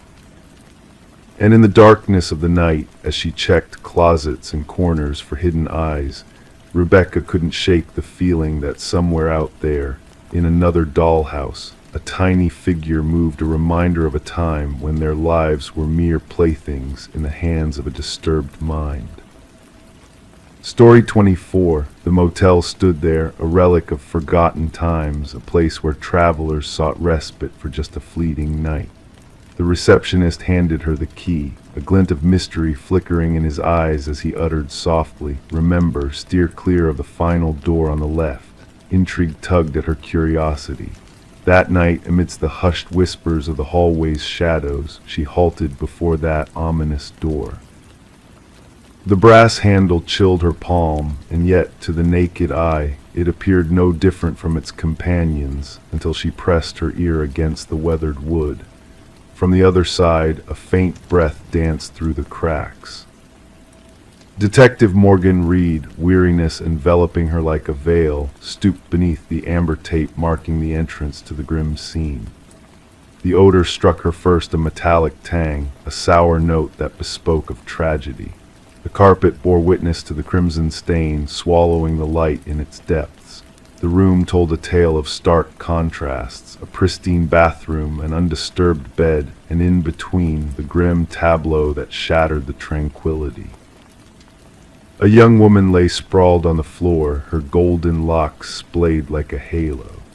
Vacant eyes stared at the ceiling, frozen in a silent scream. Reed knelt beside the fallen figure, mindful of the evidence markers dotting the scene like ominous sentinels. "The third one this season," remarked the forensic expert, his tone devoid of emotion as he meticulously captured the scene through his lens. "The same signature as before." Reed nodded in silent acknowledgement, the victim adorned in finery that clashed with the motel's humble setting. A designer handbag lay open, its contents untouched. This was not a crime of opportunity. This was something deeper, something driven by a darker force. The motel's manager lingered by the doorway, his pallor a stark contrast to the dimly lit corridor. "She checked in alone, paid in cash. I never imagined," his voice faltered. "The maid discovered her during routine cleaning." Reed surveyed the room once more. No signs of forced entry, no defensive wounds on the victim. She had either welcomed her assailant willingly or known them beforehand. Back at the precinct, Reed pinned up photographs on the board, a haunting triptych of faces, each bearing a striking resemblance to the others. The press buzzed with speculations, whispers of a predator on the loose. "The autopsy results are in," announced Detective Hayes, dropping a file on Reed's desk. "Death by manual strangulation. No DNA under the victim's nails, no signs of sexual assault." Reed furrowed her brow. This was not a crime of opportunity. This was personal. Days bled into nights as the investigation deepened. Surveillance footage yielded no breakthroughs. The victim, identified as Elaine Werner, defied easy categorization. A financial analyst with no known enemies, she seemed out of place in the seedy motel. A breakthrough came during an interview with Werner's sister. She mentioned a man from work, the sister divulged, her hands trembling around the steaming cup. "Someone complicated, married, I think," Reed lined in, her gaze intent. "Did she mention a name?" "Just C," the sister whispered. The focus shifted to Werner's workplace. Colleagues painted a picture of a meticulous professional, private in her affairs. Yet a business card hidden in her desk revealed a connection to Charles Emerson, senior vice president. Emerson exuded charm and composure, but a flicker in his gaze betrayed a hidden truth. Forensics linked Emerson to the crime through partial fingerprints on Werner's belongings. A web of deceit unraveled as surveillance footage and DNA evidence pointed to his guilt. In the interrogation room, Emerson's fa-de crumbled. "She threatened to expose our affair," he confessed. The trial ended swiftly. A verdict of life without parole sealed his fate. As he was led away, Reed caught a glimpse of emptiness in his eyes, a void where empathy should have resided. The media dubbed it the door on the left case, while psychologists delved into Emerson's psyche. For Reed, the case lingered like a shadow, a reminder that some secrets, once unearthed, can never be buried again. In the quiet of the evidence locker, 3 identical keys lay dormant, bearing silent witness to the darkness that lurked behind the innocuous door. And as Reed wandered through hotel corridors, she couldn't help but wonder what mysteries lay hidden behind the countless doors that lined her path. Story 25. In the quiet town, there was a house on the outskirts of the woods that nobody talked about. It stood solitary, its windows darkened, its porch worn down by time. No one laid claim to it, and its origins were lost in the whispers of the wind. But one day a group of hikers strayed too close and stumbled upon an unsettling sight, names etched into the wooden walls, carved deep like silent warnings. Among them was a fresh name, unfamiliar to all but one of the hikers. And as the group huddled in the fading light, a trembling voice broke the uneasy silence. "That name, it's mine." When the call came in, it was just another routine report of trespassing. Mason Wright, the lead hiker who discovered his own name etched into the mysterious house, spoke with a sense of unease that caught the attention of the responding officers. What they encountered there defied their expectations and plunged them into a mystery that chilled their bones. As night fell, Detective Sarah Keller arrived at the scene. Her flashlight pierced the darkness, revealing the weathered facade of the house adorned with 27 names, some almost faded into obscurity while others seemed freshly carved. At the bottom of the list was Mason Wright, the cut still raw with sawdust. "I've never been here before," Mason insisted, his breath visible in the cold air. "How could my name be here?" The ensuing investigation sent shivers down the spines of the detective team. Background checks on the names led to a chilling revelation. All of them belonged to individuals who had gone missing while hiking alone over the past 40 years. Some cases had grown cold with time, while others remained open, all sharing the haunting similarity of vanishing without a trace. Forensic analysts meticulously documented each carving, noting the varying depths and aging patterns. The oldest name, Rebecca Hansen, tied back to a disappearance from decades ago, a young woman who had ventured into the woods never to return, leaving behind only a hiking boot by a stream. Mason's innocence seemed certain as his background yielded no connections to the other names. Attention turned to his friends, and the group photographer, Emily Chen, unknowingly provided a clue in her photos, a shadowy figure that appeared in the background, unseen by the hikers on their journey. A search of the house interior unveiled a chilling revelation in the basement, a meticulous collection of personal items belonging to the missing hikers, each labeled with a corresponding name from the wall outside. Bloodstains on the floor hinted at dark deeds, and the cadaver dog's alerts near the dense forest at the back of the property only deepened the mystery. As the investigation delved further, Mason's behavior grew increasingly erratic, plagued by inexplicable occurrences that left him feeling hunted and haunted. The discovery of land records tied the house to a reclusive hunter, Victor Blackwood, whose unsettling past hinted at a sinister purpose for the house and its grim decorations. A search of the surrounding forest uncovered Blackwood's disturbing journal, detailing his predatory pursuits and the meticulous selection of his victims. The manhunt for Blackwood ensued, but the elusive hunter remained one step ahead, leaving only a chilling message on Mason's bedroom wall, signaling a deadly turn of events. Despite exhaustive efforts, Mason and the forensic technician vanished without a trace, leaving behind a chilling reminder in the form of a freshly carved name hidden in the house's basement. The authorities set a watchful eye on the house, waiting for the inevitable return of the phantom figure that haunted the woods.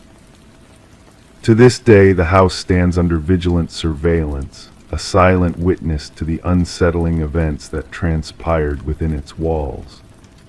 The names on the wall have become a whispered legend, striking fear into the hearts of those who dare to speak of the house at the edge of the woods, where the shadows hold secrets too dark to utter aloud.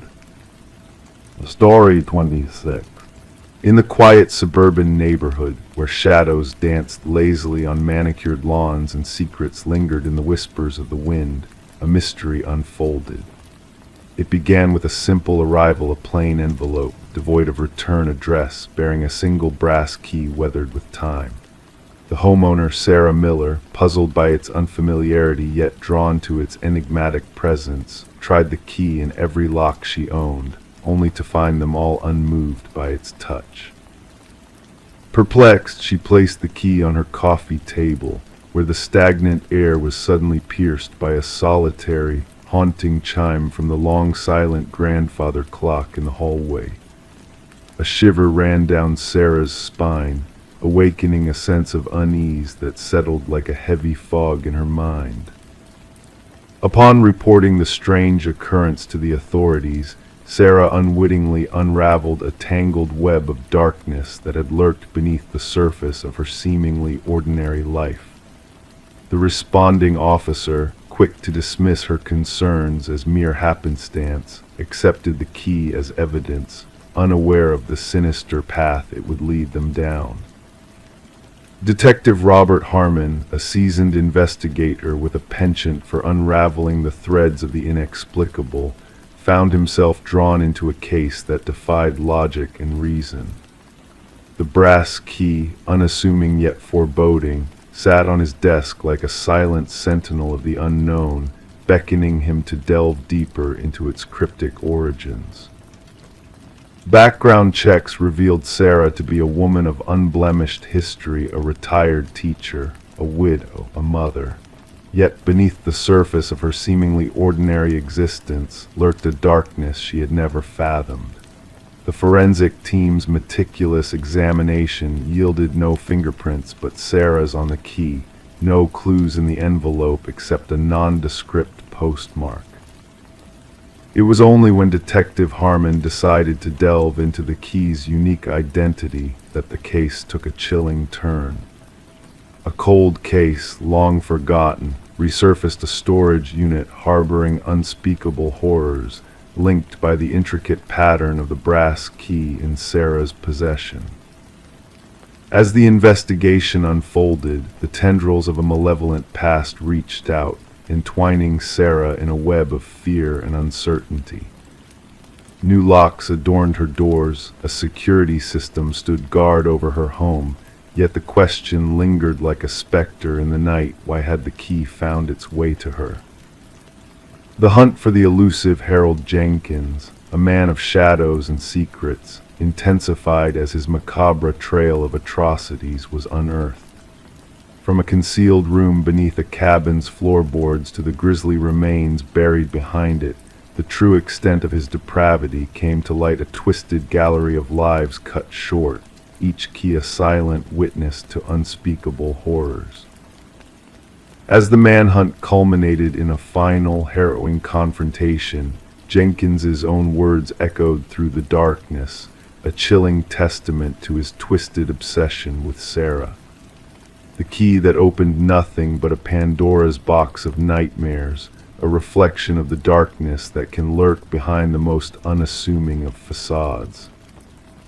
And so, as the dust settled on a case that had shaken the foundations of a community, Sarah found herself adrift in a sea of unanswered questions, haunted by the knowledge that evil had brushed so close to her ordinary life.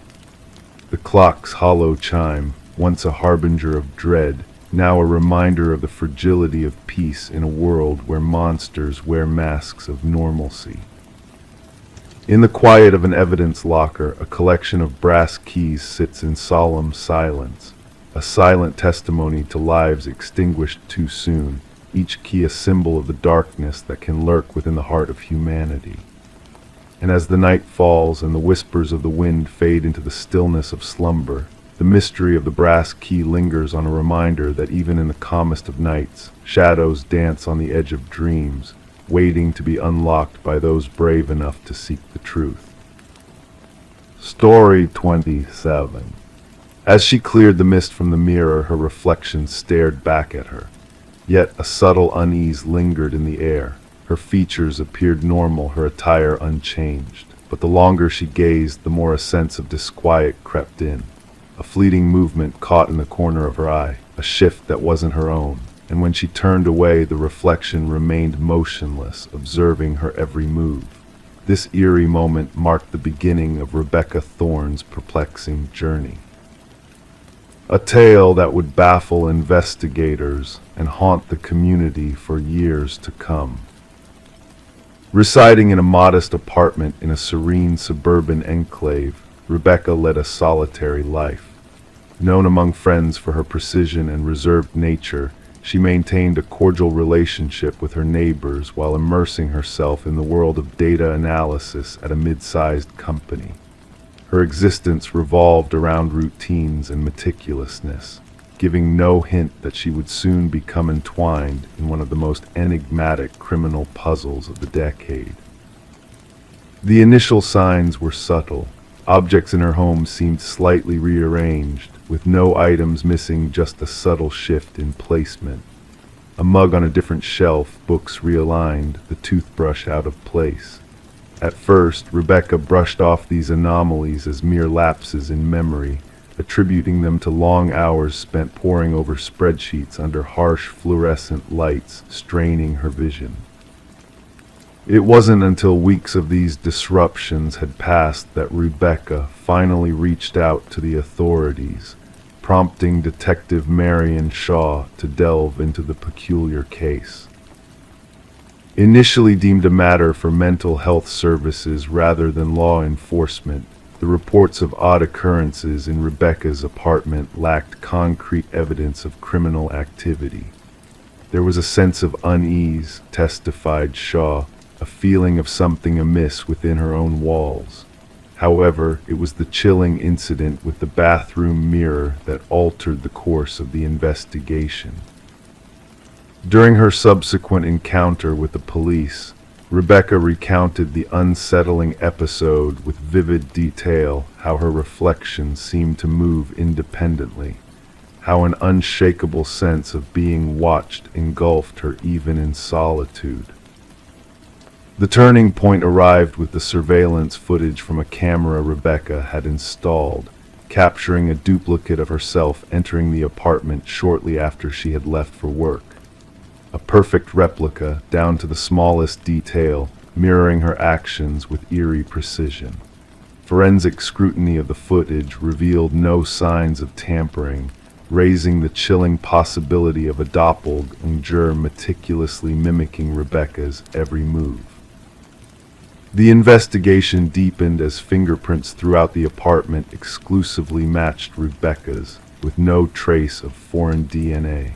Neighbors reported mundane sightings of Rebecca coming and going, unaware of the sinister shadow that lurked behind the facade of normalcy. Mrs. Keller recounted an encounter with Rebecca that went unanswered, a subtle anomaly that hinted at a more profound disturbance.